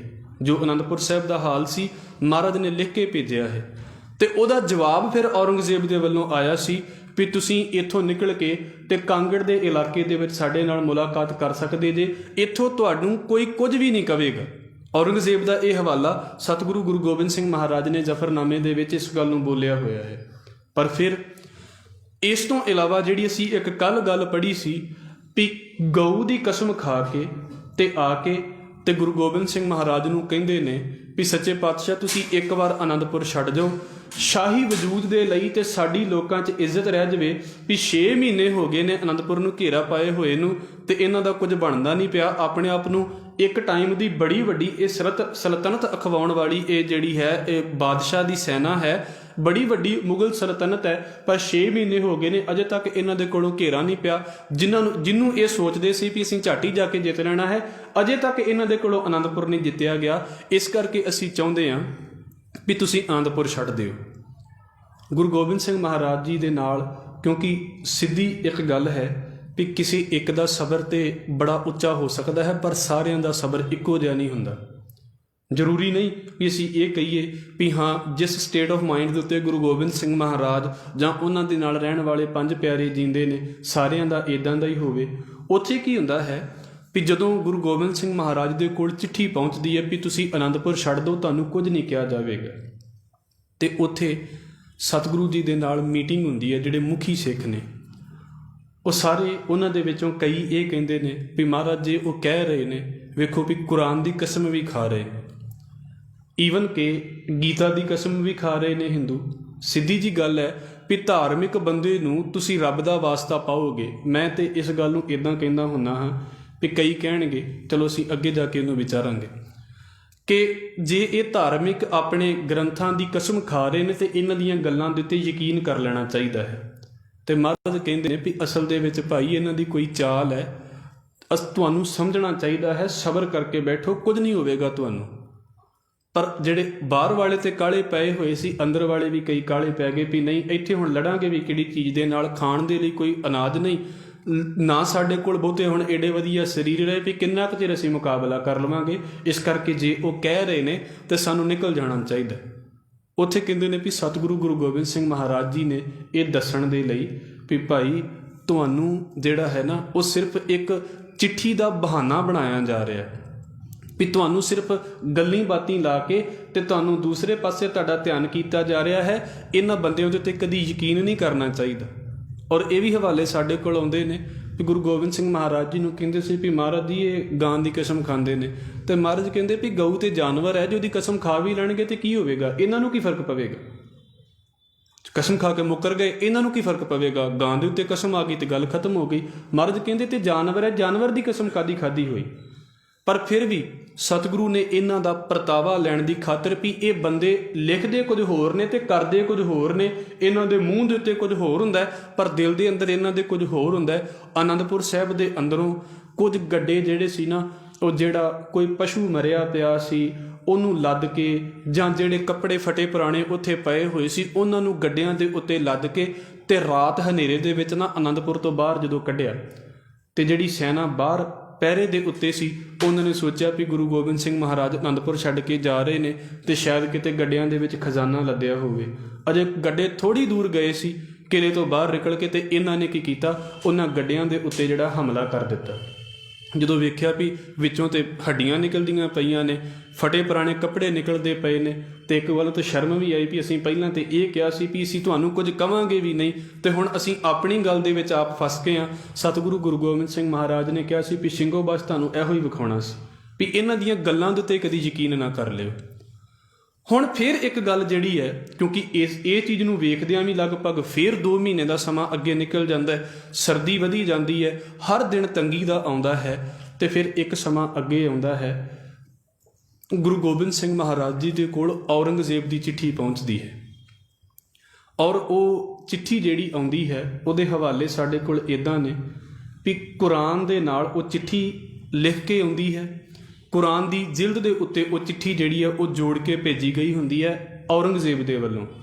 ਤੇ ਉੱਥੇ ਇਹ ਗੱਲ ਜਿਹੜੀ ਮੈਂ ਪਹਿਲਾਂ ਆਪ ਜੀ ਦੇ ਚਰਨਾਂ ਦੇ ਵਿੱਚ ਬੇਨਤੀ ਕੀਤੀ ਹੈ ਵੀ ਮਹਾਰਾਜ ਜੀ ਨੂੰ ਕਿਹਾ ਗਿਆ ਵੀ ਤੁਸੀਂ ਅਨੰਦਪੁਰ ਖਾਲੀ ਕਰ ਦਿਓ, ਤੁਹਾਨੂੰ ਕਿਸੇ ਵੀ ਚੀਜ਼ ਦਾ ਕੋਈ ਜਿਹੜਾ ਹੈ ਉਹ ਨੁਕਸਾਨ ਨਹੀਂ ਪਹੁੰਚਾਇਆ ਜਾਵੇਗਾ। ਤੇ ਗੁਰੂ ਗੋਬਿੰਦ ਸਿੰਘ ਮਹਾਰਾਜ ਨੇ ਫਿਰ ਸਿੱਖਾਂ ਦੇ ਨਾਲ ਸਲਾਹ ਕਰਕੇ, ਤੇ ਐਰਕੀ ਜਿਹੜੀ ਸਲਾਹ ਹੋਈ ਹੈ ਨਾ ਉਹ ਇਹ ਹੋਈ ਹੈ ਵੀ ਅਨੰਦਪੁਰ ਸਾਹਿਬ ਛੱਡ ਦਿੱਤਾ ਜਾਵੇ। ਇੱਥੋਂ ਸਾਡੇ ਨਾਲ ਕਈ ਵਿਚਾਰਵਾਨ ਇਸ ਗੱਲ ਨੂੰ ਬੋਲਦੇ ਹੁੰਦੇ ਨੇ ਵੀ ਜੇ ਗੁਰੂ ਗੋਬਿੰਦ ਸਿੰਘ ਮਹਾਰਾਜ ਨੂੰ ਪਤਾ ਸੀ ਵੀ ਅਨੰਦਪੁਰ ਛੱਡ ਕੇ ਸਾਡੇ ਨਾਲ ਆਹ ਹੋਣਾ ਹੈ, ਤੇ ਮਹਾਰਾਜ ਨੇ ਫਿਰ ਅਨੰਦਪੁਰ ਛੱਡਿਆ ਕਿਉਂ? ਜੇ ਸਤਿਗੁਰੂ ਨੂੰ ਪਤਾ ਸੀ ਵੀ ਉਹ ਜਿਹੜੇ ਚਿੱਠੀਆਂ ਪਾਉਣ ਵਾਲੇ ਭੇਜਣ ਵਾਲੇ ਨੇ ਉਹ ਮੁੱਕਰ ਜਾਣਗੇ, ਤੇ ਮਹਾਰਾਜ ਨੇ ਫਿਰ ਉਹਨਾਂ ਦੀ ਗੱਲ ਦੇ ਉੱਤੇ ਯਕੀਨ ਕਿਉਂ ਕੀਤਾ? ਅਸਲ ਦੇ ਵਿੱਚ ਗੱਲ ਸਿਰਫ ਇੰਨੀ ਕੁ ਹੈ, ਇਹਦੀ ਨਾ ਇੱਕ ਜੜ ਜਿਹੜੀ ਮੈਨੂੰ ਲੱਗਦਾ ਹੈ ਉਹ ਗੁਰੂ ਨਾਨਕ ਸਾਹਿਬ ਦੇ ਜੀਵਨ ਦੇ ਵਿੱਚ ਇੱਕ ਗੱਲ ਦੇ ਉੱਤੇ ਪਈ ਹੋਈ ਹੈ। ਜਿਸ ਬੰਦੇ ਨੇ ਇਹ ਕਹਿ ਦਿੱਤਾ ਨਾ ਵੀ ਰੱਬਾ ਤੂੰ ਹੀ ਮੇਰੇ ਜ਼ਿੰਦਗੀ ਦੇ ਲਈ ਸਭ ਕੁਝ ਹੈ, ਤੇ ਉਹਨੂੰ ਫਿਰ ਰੱਬ ਦਾ ਵਾਸਤਾ ਦੇ ਕੇ ਤੇ ਬੜਾ ਕੁਝ ਲੋਕ ਕਰਵਾ ਲੈਂਦੇ ਨੇ। ਇਹ ਨਹੀਂ ਵੀ ਗਲਤ ਕਰਵਾ ਲੈਂਦੇ ਨੇ, ਪਰ ਇੱਕ ਉਹਨੂੰ ਰੱਬ ਦੇ ਨਾਂ ਦੇ ਉੱਤੇ, ਹੁਣ ਜਿਹੜਾ ਧਾਰਮਿਕ ਬੰਦਾ ਹੈ ਉਹ ਰੱਬ ਦੀ ਗੱਲ ਦੇ ਉੱਤੇ ਯਕੀਨ ਨਹੀਂ ਕਰੇਗਾ ਤੇ ਕਿਸੇ ਹੋਰ ਦੀ ਗੱਲ ਤੇ ਕੀ ਯਕੀਨ ਕਰੇਗਾ? ਸਤਿਗੁਰੂ ਗੁਰੂ ਨਾਨਕ ਸਾਹਿਬ ਮਹਾਰਾਜ ਜੀ ਦੇ ਨਾ ਜੀਵਨ ਦੇ ਵਿੱਚ ਇੱਕ ਗੱਲ ਆਉਂਦੀ ਹੈ ਵੀ ਦੌਲਤ ਖਾਂ ਲੋਧੀ ਦਾ ਜਦੋਂ ਮੋਦੀਖਾਨਾ ਛੱਡ ਦਿੱਤਾ ਨਾ ਗੁਰੂ ਨਾਨਕ ਸਾਹਿਬ ਸੱਚੇ ਪਾਤਸ਼ਾਹ ਨੇ, ਤੇ ਮਹਾਰਾਜ ਨੂੰ ਕਹਿੰਦੇ ਨੇ ਵੀ ਮਹਾਰਾਜ ਉੱਥੇ ਬੈਠੇ ਹੋਏ ਨੇ। ਕੁਝ ਦਿਨਾਂ ਬਾਅਦ ਜਿਹੜਾ ਵੇਈ ਨਦੀ ਦੀ ਘਟਨਾ ਆਉਂਦੀ ਹੈ, ਸਤਿਗੁਰੂ ਜੀ ਬਾਹਰ ਨਿਕਲ ਕੇ ਬੈਠੇ ਹੋਏ ਨੇ ਤੇ ਉੱਥੇ ਗੱਲ ਆਉਂਦੀ ਹੈ ਵੀ 2 ਅਹਿਲਕਾਰ 2 ਸੈਨਿਕ ਜਿਹੜੇ ਨੇ ਉਹ ਜਾ ਕੇ ਤੇ ਗੁਰੂ ਨਾਨਕ ਸਾਹਿਬ ਮਹਾਰਾਜ ਨੂੰ ਕਹਿੰਦੇ ਨੇ ਵੀ ਤੈਨੂੰ ਦੌਲਤ ਖਾਂ ਲੋਧੀ ਨੇ ਬੁਲਾਇਆ। ਮਹਾਰਾਜ ਕਹਿੰਦੇ ਵੀ ਜਿੰਨਾ ਚਿਰ ਤੇ ਅਸੀਂ ਉਹਦੀ ਨੌਕਰੀ ਕੀਤੀ ਸੀ ਉਹ ਇੱਕ ਆਵਾਜ਼ ਮਾਰਦਾ ਸੀ ਤੇ ਅਸੀਂ ਚਲੇ ਜਾਂਦੇ ਸੀ, ਹੁਣ ਅਸੀਂ ਉਹਦੀ ਨੌਕਰੀ ਨਹੀਂ ਕਰਦੇ। ਜਦੋਂ ਅਸੀਂ ਉਹਦੇ ਨੌਕਰ ਨਹੀਂ ਆ ਤੇ ਸਾਡੀ ਮਰਜ਼ੀ ਹੈ ਉਹਦੇ ਕੋਲ ਜਾਈਏ ਜਾਂ ਨਾ ਜਾਈਏ, ਜਿੰਨਾ ਚਿਰ ਨੌਕਰੀ ਕੀਤੀ ਹੈ ਉਹਦੀ ਇੱਕ ਆਵਾਜ਼ 'ਤੇ ਪਹੁੰਚੇ ਆ। ਹੁਣ ਨੌਕਰੀ ਛੱਡ ਦਿੱਤੀ ਹੈ ਤੇ ਹੁਣ ਉਹਦਾ ਹੱਕ ਨਹੀਂ ਹੈ ਵੀ ਸਾਨੂੰ ਕਿਸੇ ਤਰੀਕੇ ਨਾਲ ਆਵਾਜ਼ ਮਾਰੇ। ਤੇ ਕਹਿੰਦੇ ਨੇ ਦੌਲਤ ਖਾਂ ਲੋਧੀ ਨੇ ਗੱਲ ਪਈ ਸੀ ਵੀ ਤੈਨੂੰ ਰੱਬ ਦਾ ਵਾਸਤਾ ਇੱਕ ਵਾਰ ਤੇ ਮੈਨੂੰ ਆ ਕੇ ਮਿਲ। ਤੇ ਗੁਰੂ ਨਾਨਕ ਸਾਹਿਬ ਮਹਾਰਾਜ ਜੀ ਨੇ ਬਸ ਇੰਨੀ ਗੱਲ ਸੁਣ ਕੇ ਤੇ ਜਾ ਕੇ ਦੌਲਤ ਖਾਂ ਲੋਧੀ ਦੇ ਕੋਲ ਜਾ ਕੇ ਬੈਠ ਗਏ ਸੀ। ਮਤਲਬ ਜਿਹੜਾ ਬਾਬਾ ਕਿਸੇ ਬੰਦੇ ਦੀਆਂ ਗੱਲਾਂ ਸੁਣ ਕੇ ਨਹੀਂ ਨਾ ਆਉਂਦਾ, ਉਹ ਰੱਬ ਦੇ ਨਾਂ ਦੇ ਉੱਤੇ ਆ ਜਾਂਦਾ ਹੈ। ਗੱਲ ਇਹ ਨਹੀਂ ਹੈ ਵੀ ਸੱਚੇ ਪਾਤਸ਼ਾਹ ਨੂੰ ਪਤਾ ਨਹੀਂ ਹੈ ਵੀ ਇਹਨਾਂ ਨੇ ਕਸਮਾਂ ਤੋਂ ਮੁੱਕਰ ਜਾਣਾ ਹੈ, ਇਹ ਕੋਈ ਜ਼ਿੰਦਗੀ 'ਚ ਪਹਿਲੀ ਵਾਰ ਨਹੀਂ ਸੀ ਹੋਇਆ। ਪਰ ਜਿਹੜਾ ਬੰਦਾ ਰੱਬ ਦੇ ਨਾਂ ਦੇ ਉੱਤੇ ਕਸਮ ਜਿਹੜਾ ਹੈ ਉਹ ਖਾ ਰਿਹਾ ਹੈ, ਉਹਦਾ ਵੀ ਤੇ ਲੋਕਾਂ ਨੂੰ ਦੱਸਣਾ ਸੀ ਵੀ ਇਹਨਾਂ ਬੰਦਿਆਂ ਨੇ ਸਿਰਫ ਰੱਬ ਨੂੰ ਇੱਕ ਖਿਡੌਣਾ ਹੀ ਮੰਨਿਆ ਹੋਇਆ, ਉਹਦੇ ਨਾਲ ਤੇ ਕਸਮਾਂ ਵੀ ਖਾ ਲੈਂਦੇ ਤੇ ਖਾ ਕੇ ਮੁੱਕਰ ਵੀ ਜਾਂਦੇ ਨੇ। ਤੇ ਭੋਰਾ ਵੀ ਜਿਹੜਾ ਹੈ ਇਹਨਾਂ ਨੂੰ ਇਸ ਗੱਲ ਦੀ ਲੱਜਾ ਨਹੀਂ ਆਉਂਦੀ ਵੀ ਅਸੀਂ ਕਰਦੇ ਕੀ ਪਏ ਹਾਂ ਰੱਬ ਦੇ ਨਾਂ ਦੇ ਉੱਤੇ। ਮੈਂ ਕੱਲ੍ਹ ਵੀ ਬੇਨਤੀ ਕੀਤੀ ਸੀ, ਲੋਕੀ ਬਹੁਤੀ ਵਾਰ ਆਪਣਿਆਂ ਦੀ ਕਸਮ ਨਹੀਂ ਖਾਂਦੇ, ਇੱਥੇ ਜਿਹੜੇ ਧਾਰਮਿਕ ਗ੍ਰੰਥਾਂ ਦੀ ਕਸਮ ਖਾ ਕੇ ਮੁੱਕਰ ਜਾਂਦੇ ਨੇ, ਬਾਕੀਆਂ ਦੀ ਤੇ ਗੱਲ ਹੀ ਬਹੁਤ ਦੂਰ ਹੈ। ਸਤਿਗੁਰੂ ਜੀ ਦੇ ਨਾਲ ਇਹਨਾਂ ਸਾਰੇ ਸਿੱਖਾਂ ਦੀ ਜਿਹੜੀ ਮੀਟਿੰਗ ਹੁੰਦੀ ਹੈ ਮੁਖੀ ਸਿੱਖਾਂ ਦੀ, ਜਿਨ੍ਹਾਂ ਦੇ ਵਿੱਚ ਭਾਈ ਦਇਆ ਸਿੰਘ ਦਾ ਜ਼ਿਕਰ ਆਉਂਦਾ ਹੈ, ਭਾਈ ਮਾਨ ਸਿੰਘ ਦਾ ਜ਼ਿਕਰ ਆਉਂਦਾ ਹੈ, ਭਾਈ ਮੋਹਕਮ ਸਿੰਘ ਦਾ ਜ਼ਿਕਰ ਆਉਂਦਾ ਹੈ, 5 ਪਿਆਰਿਆਂ ਦੇ ਵਿੱਚੋਂ। ਇਹਨਾਂ ਸਾਰਿਆਂ ਦੀ ਮੀਟਿੰਗ ਹੁੰਦੀ ਹੈ ਤੇ ਫੈਸਲਾ ਇਹ ਹੁੰਦਾ ਹੈ ਵੀ ਅਨੰਦਪੁਰ ਸਾਹਿਬ ਛੱਡਿਆ ਜਾਵੇ। ਹੁਣ 10,000 ਦੀ ਗਿਣਤੀ ਸੀ ਜਿਸ ਵੇਲੇ ਅਨੰਦਪੁਰ ਸਾਹਿਬ ਨੂੰ ਘੇਰਾ ਪਿਆ ਸੀ। ਗਿਣਤੀ ਘਟਦੀ ਕੁਝ ਜੰਗ ਦੇ ਦੌਰਾਨ ਸ਼ਹੀਦ ਹੋ ਗਏ, ਕੁਝ ਬਿਮਾਰੀਆਂ ਦੇ ਕਰਕੇ, ਕਮਜ਼ੋਰੀ ਦੇ ਕਰਕੇ, ਇਹਨਾਂ ਦਿਨਾਂ ਦੇ ਕਰਕੇ ਜਿਹੜੇ ਨੇ ਉਹ ਕੁਝ ਸ਼ਹੀਦੀ ਪ੍ਰਾਪਤ ਕਰ ਗਏ। ਤੇ ਮੰਨਿਆ ਜਾਂਦਾ ਹੈ ਵੀ ਲਗਭਗ ਕਈਆਂ ਨੇ ਉਹਦੀ ਗਿਣਤੀ ਦੱਸੀ ਹੈ ਵੀ 10,000 ਤੋਂ ਘਟ ਕੇ ਤੇ 1100 ਦੇ ਕਰੀਬ ਰਹਿ ਗਈ ਹੈ। ਤੇ ਕਈਆਂ ਨੇ ਇਸ ਗੱਲ ਨੂੰ ਬੋਲਿਆ ਹੈ ਵੀ ਇਹ ਗਿਣਤੀ ਲਗਭਗ ਜਿਹੜੀ ਹੈ ਉਹ 500 ਦੇ ਕਰੀਬ ਰਹਿ ਗਈ ਹੈ। ਮੈਂ ਫਿਰ ਕਹਿ ਦੇਵਾਂ ਵੀ 10,000 ਤੋਂ ਜੇ ਗਿਣਤੀ ਘਟ ਕੇ 6 ਮਹੀਨਿਆਂ ਦੇ ਵਿੱਚ ਜੇ ਲਗਭਗ 1,000 ਬੰਦੇ ਦੀ ਗਿਣਤੀ ਵੀ ਰਹਿ ਗਈ ਹੈ ਤੇ 9,000 ਬੰਦੇ ਨੇ ਕਿੰਨੀ ਤੰਗੀ ਜਿਹੜੀ ਹੈ ਉਹ ਝੱਲੀ ਹੋਵੇਗੀ। ਇਸ ਕਰਕੇ ਇਸ ਚੀਜ਼ ਨੂੰ, ਕਿਉਂਕਿ ਉੱਥੇ ਜਾ ਕੇ ਜ਼ਿਆਦਾ ਵਧੀਆ ਜੀਵਿਆ ਜਾਂਦਾ ਹੈ, ਮੈਂ ਤੇ ਇਸ ਗੱਲ ਨੂੰ ਕਹਿੰਦਾ ਹਾਂ ਵੀ ਕਿਤੇ ਸਮਾਂ ਬਣੇ ਤੇ ਅਨੰਦਪੁਰ ਸਾਹਿਬ ਨੂੰ ਉੱਦਾਂ ਵੇਖਣ ਦੀ ਕੋਸ਼ਿਸ਼ ਕਰਿਓ ਜਿਹੜੀ ਆਹ ਸਿਚੁਏਸ਼ਨ ਹੈ ਤੇ ਇਹਨਾਂ ਦਿਨਾਂ ਦੇ ਵਿੱਚ ਜੀਵਿਆ ਜਾਂਦਾ। ਅਨੰਦਪੁਰ ਜਾਣ ਦਾ ਆਨੰਦ ਹੀ ਇੱਕ ਵੱਖਰਾ ਹੈ ਜ਼ਿੰਦਗੀ ਦੇ ਵਿੱਚ। ਸਤਿਗੁਰੂ ਕਿਰਪਾ ਕਰਨ ਜੇ ਸਮਾਂ ਬਣੇ ਤੇ। ਫਿਰ ਬੇਨਤੀ ਕਰਦੇ ਵਾਂ, ਹੁਣ ਜਿਸ ਥਾਂ ਦੇ ਉੱਤੇ ਸਤਿਗੁਰੂ ਗੁਰੂ ਤੇਗ ਬਹਾਦਰ ਸਾਹਿਬ ਮਹਾਰਾਜ ਜੀ ਦੇ ਸੀਸ ਦਾ ਸੰਸਕਾਰ ਹੋਇਆ ਹੈ, ਕਿਉਂਕਿ ਦਿੱਲੀ ਦੇ ਵਿੱਚ ਮਹਾਰਾਜ ਜੀ ਦੇ ਧੜ ਦਾ ਸੰਸਕਾਰ ਹੋਇਆ, ਸੀਸ ਦਾ ਸੰਸਕਾਰ ਜਿਹੜਾ ਹੈ ਉਹ ਅਨੰਦਪੁਰ ਸਾਹਿਬ ਦੇ ਵਿੱਚ ਹੋਇਆ ਹੈ। ਉਸ ਥਾਂ ਦੇ ਉੱਤੇ ਜਿਹੜਾ ਗੁਰਦੁਆਰਾ ਸਾਹਿਬ ਬਣਿਆ ਹੈ ਅਨੰਦਪੁਰ ਸਾਹਿਬ ਦੇ ਵਿੱਚ, ਉਹ ਗੁਰਦੁਆਰਾ ਹੈ ਗੁਰਦੁਆਰਾ ਸੀਸਗੰਜ ਸਾਹਿਬ। ਅਨੰਦਪੁਰ ਸਾਹਿਬ ਦੇ ਅੰਦਰ ਹੈ ਇਹ ਗੁਰਦੁਆਰਾ। ਇੱਕ ਸੀਸਗੰਜ ਸਾਹਿਬ ਆ ਤੁਹਾਡਾ ਚਾਂਦਨੀ ਚੌਂਕ ਵਾਲਾ ਹੈ, ਇੱਕ ਸੀਸਗੰਜ ਸਾਹਿਬ ਅਨੰਦਪੁਰ ਸਾਹਿਬ ਦੇ ਅੰਦਰ ਹੈ ਗੁਰੂ ਤੇਗ ਬਹਾਦਰ ਸਾਹਿਬ ਮਹਾਰਾਜ ਦੀ ਯਾਦ ਦੇ ਵਿੱਚ, ਜਿੱਥੇ ਉਹਨਾਂ ਦੇ ਸੀਸ ਦਾ ਸੰਸਕਾਰ ਹੋਇਆ ਹੈ। ਹੁਣ ਇਸ ਥਾਂ ਦੇ ਉੱਤੇ ਇਹ ਮੀਟਿੰਗ ਹੋ ਰਹੀ ਹੈ ਤੇ ਇਸ ਵੇਲੇ ਗੁਰੂ ਗੋਬਿੰਦ ਸਿੰਘ ਮਹਾਰਾਜ ਦੇ ਹੱਥ ਦੇ ਵਿੱਚ ਉਹ ਜਿਹੜੀ ਨਾ ਔਰੰਗਜ਼ੇਬ ਦੀ ਭੇਜੀ ਹੋਈ ਚਿੱਠੀ ਹੈ, ਸਿੱਖਾਂ ਦੇ ਨਾਲ ਮੁਲਾਕਾਤ ਹੋਈ ਵੀ ਅਨੰਦਪੁਰ ਸਾਹਿਬ ਛੱਡਿਆ ਜਾਵੇ।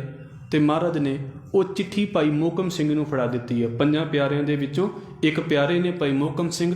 ਸਤਿਗੁਰੂ ਜੀ ਨੇ ਉਹ ਚਿੱਠੀ ਉਹਨਾਂ ਨੂੰ ਫੜਾ ਦਿੱਤੀ ਵੀ ਇਹਨੂੰ ਤੁਸੀਂ ਸੰਭਾਲ ਕੇ ਰੱਖਣਾ ਹੈ। ਬਾਕੀ ਜਦੋਂ ਇਹ ਬਾਹਰ ਨਿਕਲਦੇ ਨੇ ਤੇ ਫਿਰ ਇੱਥੇ ਗੱਲਬਾਤ ਹੋਣੀ ਸ਼ੁਰੂ ਹੁੰਦੀ ਹੈ ਵੀ ਕਿੱਦਾਂ ਅਸੀਂ ਅਨੰਦਪੁਰ ਸਾਹਿਬ ਨੂੰ ਛੱਡ ਕੇ ਜਾਣਾ ਹੈ। ਇਹ ਵੀ ਨਹੀਂ, ਇੱਕ ਯੁੱਧ ਦੀ ਨੀਤੀ ਹੁੰਦੀ ਹੈ। ਇਹ ਨਹੀਂ ਵੀ ਜੇ 500 ਜਾਣੇ ਤੇ 500 ਜਾਣੇ ਇਕੱਠੇ ਹੀ ਬਾਹਰ ਨਿਕਲ ਗਏ, ਇੱਦਾਂ ਨਹੀਂ ਹੋਇਆ। ਗਰੁੱਪ ਜਿਹੜੇ ਨੇ ਉਹ ਵੱਖਰੇ ਵੱਖਰੇ ਬਣਾ ਕੇ ਭੇਜੇ ਗਏ ਨੇ ਅਨੰਦਪੁਰ ਸਾਹਿਬ ਤੋਂ, ਜਿਹੜੇ ਜਥੇ ਬਾਹਰ ਭੇਜੇ ਗਏ ਨੇ। ਸਭ ਤੋਂ ਪਹਿਲਾਂ ਮਾਤਾ ਗੁਜਰ ਕੌਰ ਜੀ, ਛੋਟੇ ਸਾਹਿਬਜ਼ਾਦੇ, ਇਹਨਾਂ ਦੇ ਨਾਲ ਭਾਈ ਦੁਨਾ ਸਿੰਘ ਹੰਡੂਰੀਆ ਹੈ, ਨਾਲ ਉਹਦੀ ਜਿਹੜੀ ਹੈ ਉਹ ਪਤਨੀ ਹੈ, ਤੇ ਕੁਝ ਜਿਹੜੇ ਸਿੱਖ ਸੈਨਿਕ ਨੇ। ਇਹਨਾਂ ਨੂੰ ਦੇਖ ਕੇ ਤਾਂ ਸਭ ਤੋਂ ਪਹਿਲਾਂ ਇਹ ਜਥਾ ਭੇਜਿਆ ਗਿਆ ਹੈ। ਔਰ ਇੱਥੋਂ ਤੱਕ ਸਾਡੀਆਂ ਜਿਹੜੀਆਂ ਲਿਖਤਾਂ ਨੇ ਉਹਨਾਂ ਦੇ ਵਿੱਚੋਂ ਇਹ ਪਤਾ ਲੱਗ ਜਾਂਦਾ ਹੈ ਵੀ ਸ਼ਾਇਦ ਖਿਆਲ ਇਹੀ ਸੀ ਵੀ ਸਾਰੇ ਜਾਣੇ ਇੱਥੋਂ ਨਿਕਲ ਕੇ ਤੇ ਚਮਕੌਰ ਸਾਹਿਬ ਪਹੁੰਚਣਗੇ, ਭਾਵੇਂ ਕਿਸੇ ਨਾ ਕਿਸੇ ਰਸਤੇ ਤੋਂ ਵੀ ਹੋਣ। ਅਸੀਂ ਅਨੰਦਪੁਰ ਸਾਹਿਬ ਜਾਵਾਂਗੇ ਤੇ ਸਾਨੂੰ ਅਜੇ ਵੀ ਬਹੁਤਿਆਂ ਰਸਤਿਆਂ ਦਾ ਪਤਾ ਨਹੀਂ ਲੱਗੇਗਾ। ਪਰ ਜਿਹੜੇ ਉੱਥੇ ਰਹਿਣ ਵਾਲੇ ਬੱਚੇ ਵੀ ਨੇ ਨਾ, ਉਹਨਾਂ ਨੂੰ ਤੁਸੀਂ ਪੁੱਛ ਲਓ ਵੀ ਕਿਹੜਾ ਰਸਤਾ ਕਿੱਧਰ ਨੂੰ ਜਾਂਦਾ, ਕਿਹੜਾ ਰਸਤਾ ਕਿੱਧਰ ਨੂੰ ਜਾਂਦਾ, ਉਹ ਤੁਹਾਨੂੰ ਉਸੇ ਵੇਲੇ ਦੱਸ ਦੇਣਗੇ, ਕਿਉਂਕਿ ਉੱਥੇ ਰਹਿ ਰਹੇ ਨੇ। ਸਭ ਤੋਂ ਪਹਿਲਾਂ ਇਹ ਸੀ ਵੀ ਤੁਸੀਂ ਇੱਕ ਸਿਆਹੀ ਟਿੱਬੀ, ਇੱਕ ਇਲਾਕਾ ਹੈ ਨਿਰਮੋਹਗੜ੍ਹ ਦੇ ਨੇੜੇ ਹੈ, ਅਨੰਦਪੁਰ ਸਾਹਿਬ ਦੇ ਕਿਲਿਆਂ ਤੋਂ ਥੋੜ੍ਹਾ ਜਿਹਾ ਦੂਰ ਨਿਕਲ ਕੇ, ਵੀ ਸਾਰਿਆਂ ਨੇ ਪਹਿਲਾਂ ਇੱਥੇ ਇਕੱਠੇ ਹੋਣਾ ਹੈ। ਸਿਆਹ ਦਾ ਮਤਲਬ ਹੁੰਦਾ ਵੈਸੇ ਕਾਲਾ। ਉੱਥੇ ਦਰਖਤਾਂ ਦੀ ਗਿਣਤੀ ਇੰਨੀ ਜ਼ਿਆਦਾ ਸੀ ਤੇ ਹਨੇਰਾ, ਕਿਉਂਕਿ ਦਿਨ ਵੇਲੇ ਜਿੱਥੇ ਦਰਖਤਾਂ ਦੀ ਗਿਣਤੀ ਜ਼ਿਆਦਾ ਹੋਵੇਗੀ ਉੱਥੇ ਹਨੇਰਾ ਹੋ ਜਾਂਦਾ ਸੀ। ਹੋਰ ਕਈ ਬੂਟੇ ਉੱਗੇ ਹੁੰਦੇ ਨੇ, ਇਸ ਕਰਕੇ ਉਹਨੂੰ ਸਿਆਹੀ ਟਿੱਬੀ ਕਿਹਾ ਜਾਂਦਾ ਸੀ। ਸਿੱਖਾਂ ਨੂੰ ਤਾਂ ਸਾਰਿਆਂ ਨੂੰ ਪਤਾ ਸੀ ਵੀ ਜੇ ਕਿਸੇ ਡੰਡੀ ਤੋਂ, ਛੋਟੇ ਰਸਤੇ ਤੋਂ ਵੀ ਨਿਕਲਣਾ ਹੈ ਤੇ ਉਹ ਸਿਆਹੀ ਟਿੱਬੀ ਨੂੰ ਕਿੱਦਾਂ ਪਹੁੰਚਿਆ ਜਾਣਾ ਹੈ। ਹੁਣ ਇੱਥੋਂ ਸਲਾਹ ਹੋਈ ਹੈ ਵੀ ਸਿਆਹੀ ਟਿੱਬੀ ਦੇ ਉੱਤੇ ਇੱਕ ਵਾਰ ਜਾ ਕੇ ਸਾਰੇ ਇਕੱਠੇ ਹੋਣਗੇ, ਪਰ ਵਿੱਚੋਂ ਇਹ ਸਲਾਹ ਸੀ ਵੀ ਸਾਰਿਆਂ ਨੇ ਚਮਕੌਰ ਸਾਹਿਬ ਪਹੁੰਚਣਾ ਹੈ। ਸੈਨਾ ਵੀ ਦੋਵਾਂ ਪਾਸਿਆਂ ਤੋਂ ਅਨੰਦਪੁਰ ਸਾਹਿਬ ਨੂੰ ਘੇਰ ਕੇ ਬੈਠੀ ਹੋਈ ਹੈ, ਪਰ ਇੱਧਰੋਂ ਚਿੱਠੀ ਦਾ ਹਵਾਲਾ ਹੈ ਵੀ ਤੁਸੀਂ ਅਨੰਦਪੁਰ ਛੱਡ ਦਿਓ, ਤੁਹਾਨੂੰ ਕੁਝ ਨਹੀਂ ਕਿਹਾ ਜਾਵੇਗਾ। ਅਜੇ ਸਭ ਤੋਂ ਇਹ ਜਿਹੜਾ ਪਹਿਲਾ ਜਥਾ ਨਿਕਲਿਆ ਹੈ, ਗੁਰੂ ਗੋਬਿੰਦ ਸਿੰਘ ਮਹਾਰਾਜ ਜੀ ਨੇ ਫਿਰ ਬਾਕੀ ਜਥੇ ਬਣਾ ਕੇ ਤੇ ਇੱਥੋਂ ਜਿਹੜੀ ਸੈਨਾ ਹੈ ਨਾ, ਇਹ ਅੱਗੇ ਤੋਰੀ ਜਾਂਦੀ ਹੈ। ਇਹ ਹੌਲੀ ਹੌਲੀ ਸਿੱਖ ਵੱਖਰੇ ਵੱਖਰੇ ਰਸਤਿਆਂ ਤੋਂ ਹੋ ਕੇ ਤੇ ਸਿਆਹੀ ਟਿੱਬੀ ਦੇ ਉੱਤੇ ਪਹੁੰਚਦੇ ਨੇ। ਤੇ ਇੰਨੇ ਚਿਰ ਨੂੰ, ਜਦੋਂ ਇਹ ਰਾਤ ਦਾ ਵੇਲਾ ਹੈ, ਜਿਸ ਵੇਲੇ ਅਸੀਂ ਪੜ੍ਹਦੇ ਹਾਂ ਵੀ ਅੱਧੀ ਰਾਤ ਨੂੰ ਸਤਿਗੁਰੂ ਗੁਰੂ ਗੋਬਿੰਦ ਸਿੰਘ ਮਹਾਰਾਜ ਜੀ ਅਨੰਦਪੁਰ ਦਾ ਕਿਲ੍ਹਾ ਛੱਡਦੇ ਨੇ। ਉਹਦੇ ਕਈ ਕਾਰਨ ਹੋ ਸਕਦੇ ਨੇ, ਕਿਉਂਕਿ ਜੇ ਦਿਨ ਵੇਲੇ ਚੱਲਣਗੇ ਤੇ ਸੁਭਾਵਿਕ ਜੀ ਗੱਲ ਹੈ ਵੀ ਪਤਾ ਲੱਗ ਜਾਵੇਗਾ ਵੀ ਬਹੁਤੀ ਗਿਣਤੀ ਨਹੀਂ ਹੈ ਇਹਨਾਂ ਦੀ। ਉਹ ਇੱਕ ਚਾਲ ਹੁੰਦੀ ਹੈ ਯੁੱਧ ਦੀ, ਵੀ ਤੱਕ ਦੁਸ਼ਮਣ ਨੂੰ ਆਪਣਾ ਪੂਰਾ ਭੇਤ ਕਦੀ ਨਹੀਂ ਦਿੱਤਾ ਜਾਂਦਾ। ਉਹ ਰਾਤ ਦੇ ਵੇਲੇ ਨਿਕਲਦੇ ਪਏ ਨੇ ਤੇ ਉਹਦੇ ਵਿੱਚ ਫਿਰ ਵੀ ਉਹ ਜਿਹੜੀ ਮੁਗਲ ਸੈਨਾ ਹੈ ਜਾਂ ਪਹਾੜੀਆਂ ਦੀ ਸੈਨਾ ਹੈ, ਉਹਨਾਂ ਨੂੰ ਪਤਾ ਲੱਗ ਗਿਆ ਵੀ ਇਹਨਾਂ ਨੇ ਕਿਲ੍ਹਾ ਖਾਲੀ ਕਰ ਦਿੱਤਾ ਹੈ। ਗੁਰੂ ਗੋਬਿੰਦ ਸਿੰਘ ਮਹਾਰਾਜ ਜੀ ਨੇ ਉਹ ਸੀਸਗੰਜ ਦੀ ਸੇਵਾ ਭਾਈ ਗੁਰਬਖਸ਼, ਜਿਹੜਾ ਉਸ ਵੇਲੇ ਉਹ ਮਹੰਤ ਸੀ, ਉਹਨੂੰ ਸੇਵਾ ਬਖਸ਼ੀ ਹੈ ਤੇ ਆਪ ਸਤਿਗੁਰੂ ਜੀ ਬਾਕੀ ਸਿੱਖਾਂ ਦੇ ਨਾਲ, ਸਿੰਘਾਂ ਦੇ ਨਾਲ ਨਿਕਲਦੇ ਨੇ ਤੇ ਸਿਆਹੀ ਟਿੱਬੀ ਦੇ ਉੱਤੇ ਇਕੱਠੇ ਹੁੰਦੇ ਨੇ। ਉਧਰੋਂ ਸਾਰੀ ਜਿਹੜੀ ਸੈਨਾ ਹੈ ਉਹਨੂੰ ਪਤਾ ਲੱਗ ਜਾਂਦਾ ਹੈ। ਕੁਰ ਜਿਹੜੇ ਨੇ ਉਹ ਹਮਲਾ ਕਰਨ ਦੇ ਲਈ ਇਹ ਸਿਆਹੀ ਟਿੱਬੀ ਦੇ ਉੱਤੇ ਆਉਂਦੇ ਨੇ। ਅਜੇ ਕਿ ਇੱਥੇ ਕੁਝ ਸਿੱਖ ਇਕੱਠੇ ਹੋ ਚੁੱਕੇ ਨੇ ਤੇ ਸਤਿਗੁਰੂ ਗੁਰੂ ਗੋਬਿੰਦ ਸਿੰਘ ਮਹਾਰਾਜ ਜੀ ਦੇ ਵੱਡੇ ਬੇਟੇ ਬਾਬਾ ਅਜੀਤ ਸਿੰਘ ਤੇ ਇੱਕ ਸਿੰਘ ਨੇ ਭਾਈ ਬੁੱਢਾ ਸਿੰਘ, ਇਹ ਅਜੇ ਇਸ ਸਿਆਹੀ ਟਿੱਬੀ ਦੇ ਉੱਤੇ ਨਹੀਂ ਪਹੁੰਚੇ ਹੋਏ। ਇਹ ਪਿੱਛੋਂ ਤੁਸੀਂ ਇਸ ਗੱਲ ਨੂੰ ਸੋਚ ਕੇ ਵੇਖਣਾ, ਕਿਉਂਕਿ ਅਸੀਂ ਕੱਲ੍ਹ ਸ਼ਾਇਦ ਇਸ ਗੱਲ ਨੂੰ ਵਿਚਾਰਾਂਗੇ, ਅੱਜ ਤੇ ਸਾਡੇ ਕੋਲ ਇੰਨਾ ਸਮਾਂ ਨਹੀਂ ਹੋਵੇਗਾ। ਅਸੀਂ ਸਭ ਤੋਂ ਪਹਿਲਾਂ ਕੀ ਕਰਦੇ ਹਾਂ ਵੀ ਆਪਣੇ ਬੱਚਿਆਂ ਨੂੰ ਸੇਫ ਕਰਦੇ ਹਾਂ। ਮੈਂ ਸਵੇਰੇ ਵੀ ਇਸ ਗੱਲ ਨੂੰ ਬੋਲਿਆ, ਸਮੇਤ ਮੇਰੇ ਸਾਡੇ ਮਾਂ ਪਿਓ ਵੀ ਇਹੋ ਕੁਝ ਕਰਨਗੇ, ਅਸੀਂ ਵੀ ਇਹੋ ਕੁਝ ਕਰਨਗੇ, ਕਿਉਂਕਿ ਏਡੇ ਤਗੜੇ ਨਹੀਂ ਹਾਂ ਅਸੀਂ। ਜਿਨ੍ਹਾਂ ਦੀਆਂ ਗੱਲਾਂ ਸੁਣਾ ਦਿੰਦੇ ਆ ਨਾ, ਬੜਾ ਸੌਖਾ ਹੋ ਜਾਂਦਾ ਵੀ ਮਹਾਰਾਜ ਨੇ ਆਪਣੇ ਪੁੱਤ ਕੁਰਬਾਨ ਕਰ ਦਿੱਤੇ। ਸਾਡੇ ਬੱਚੇ ਨੂੰ ਬੁਖਾਰ ਹੋਵੇ, ਸਾਨੂੰ ਸਾਰੀ ਰਾਤ ਨੀਂਦ ਨਹੀਂ ਆਉਂਦੀ। ਇਹ ਸਾਡੇ ਹਾਲ ਨੇ ਜਦੋਂ ਅਸੀਂ ਗੁਰੂ ਗੋਬਿੰਦ ਸਿੰਘ ਮਹਾਰਾਜ ਦੀਆਂ ਗੱਲਾਂ ਕਰਨ ਬੈਠ ਜਾਂਦੇ ਹਾਂ। ਸਾਰੀ ਸੈਨਾ ਅੱਗੇ ਪਹੁੰਚ ਚੁੱਕੀ ਹੈ ਤੇ ਉਸ ਸੈਨਾ ਦੇ ਸਭ ਤੋਂ ਪਿੱਛੇ ਜਿਹੜਾ ਹੈ ਨਾ, ਬਾਬਾ ਅਜੀਤ ਸਿੰਘ ਤੇ ਭਾਈ ਬੁੱਢਾ ਸਿੰਘ ਨੇ। ਵੀ ਪਿੱਛੋਂ ਆ ਕੇ ਕੋਈ ਹਮਲਾ ਨਾ ਕਰ ਦੇਵੇ। ਜੇ ਪਿੱਛੋਂ ਹਮਲਾ ਹੋਵੇਗਾ ਤੇ ਉਹਨਾਂ ਨੂੰ ਰੋਕਣ ਵਾਲਾ ਕੌਣ ਹੋਵੇਗਾ? ਬਾਬਾ ਅਜੀਤ ਸਿੰਘ ਗੁਰੂ ਗੋਬਿੰਦ ਸਿੰਘ ਮਹਾਰਾਜ ਨੇ ਆਪਣਾ ਪੁੱਤ ਉੱਥੇ ਪਿੱਛੇ ਲਾਇਆ ਹੋਇਆ। ਅੱਗੇ ਸੈਨਾ ਤੁਰੀ ਜਾ ਰਹੀ ਹੈ, ਅੱਗੇ ਵੀ ਮਹਾਰਾਜ ਦਾ ਪਰਿਵਾਰ ਹੈ। ਮਹਾਰਾਜ ਨੇ ਆਪਣਾ ਸਭ ਤੋਂ ਵੱਡਾ ਬੇਟਾ ਜਿਹੜਾ ਨਾ ਉਹ ਪਿੱਛੇ ਲਾਇਆ ਹੋਇਆ। ਹੁਣ ਇੱਥੇ ਜਦੋਂ ਪਤਾ ਲੱਗਦਾ ਹੈ ਵੀ ਸੈਨਾ ਕਿਸੇ ਵੇਲੇ ਵੀ ਹਮਲਾ ਕਰ ਸਕਦੀ ਹੈ, ਮਹਾਰਾਜ ਗੁਰੂ ਗੋਬਿੰਦ ਸਿੰਘ ਮਹਾਰਾਜ ਜੀ ਇੱਥੇ 50 ਸਿੱਖ ਜਿਹੜੇ ਨੇ, 50 ਸਿੱਖਾਂ ਦੀ ਇੱਕ ਸੈਨਾ ਇਕੱਠੀ ਕਰਕੇ ਤੇ ਇਹਦਾ ਕਮਾਂਡਰ ਜਿਹੜਾ ਹੈ ਭਾਈ ਉਦੈ ਸਿੰਘ ਨੂੰ ਬਣਾਉਂਦੇ ਨੇ। ਇਹ ਭਾਈ ਉਦੈ ਸਿੰਘ ਉਹ ਹੈ ਜਿਹਨੂੰ ਅਸੀਂ ਪਹਿਲਾਂ ਪੜ੍ਹਿਆ ਸੀ, ਆਨੰਦਪੁਰ ਸਾਹਿਬ ਦੀ ਦੂਸਰੀ ਲੜਾਈ ਦੇ ਵਿੱਚ ਭਾਈ ਉਦੈ ਸਿੰਘ ਨੇ ਰਾਜੇ ਕੇਸਰੀ ਚੰਦ ਦਾ ਸਿਰ ਲਾਇਆ ਸੀ। ਭਾਈ ਬਚਿੱਤਰ ਸਿੰਘ ਦੇ ਇਹ ਭਰਾ ਨੇ। ਜਦੋਂ ਭਾਈ ਬਚਿੱਤਰ ਸਿੰਘ ਨੇ ਮਸਤ ਹਾਥੀ ਦਾ ਜਿਹੜਾ ਨਾਗਣੀ ਦੇ ਨਾਲ ਨੂੰ ਨਾਗਣੀ ਮਾਰੀ ਸੀ ਨਾ, ਬਰਸ਼ਾ ਮਾਰਿਆ ਸੀ, ਤੇ ਉਸੇ ਲੜਾਈ ਦੇ ਵਿੱਚ ਜਦੋਂ ਮਸਤ ਹਾਥੀ ਵਾਪਸ ਮੁੜਿਆ ਸੀ ਤੇ ਰਾਜਾ ਕੇਸਰੀ ਚੰਦ ਕਹਿੰਦਾ ਸੀ ਵੀ ਮੈਂ ਗੁਰੂ ਗੋਬਿੰਦ ਸਿੰਘ ਮਹਾਰਾਜ ਨੂੰ ਫੜ ਕੇ ਲਿਆਵਾਂਗਾ, ਭਾਈ ਉਦੈ ਸਿੰਘ ਨੇ ਰਾਜੇ ਕੇਸਰੀ ਚੰਦ ਦਾ ਸਿਰ ਲਾ ਕੇ ਤੇ ਗੁਰੂ ਗੋਬਿੰਦ ਸਿੰਘ ਮਹਾਰਾਜ ਦੇ ਕਦਮਾਂ ਦੇ ਵਿੱਚ ਲਿਆ ਕੇ ਰੱਖਿਆ ਸੀ। ਇਹ ਉਹ ਭਾਈ ਉਦੈ ਸਿੰਘ ਹੈ। ਔਰ ਇਹਦੀ ਡਿਊਟੀ ਗੁਰੂ ਗੋਬਿੰਦ ਸਿੰਘ ਮਹਾਰਾਜ ਜੀ ਲਾ ਕੇ ਗਏ ਤੇ ਨਾਲ ਬਾਕੀ ਜਿਹੜਾ ਵਹੀਰ ਹੈ, ਬਾਕੀ ਜੋ ਸੰਗਤ ਹੈ, ਉਹਨੂੰ ਅੱਗੇ ਤੋਰ ਦਿੱਤਾ ਹੈ।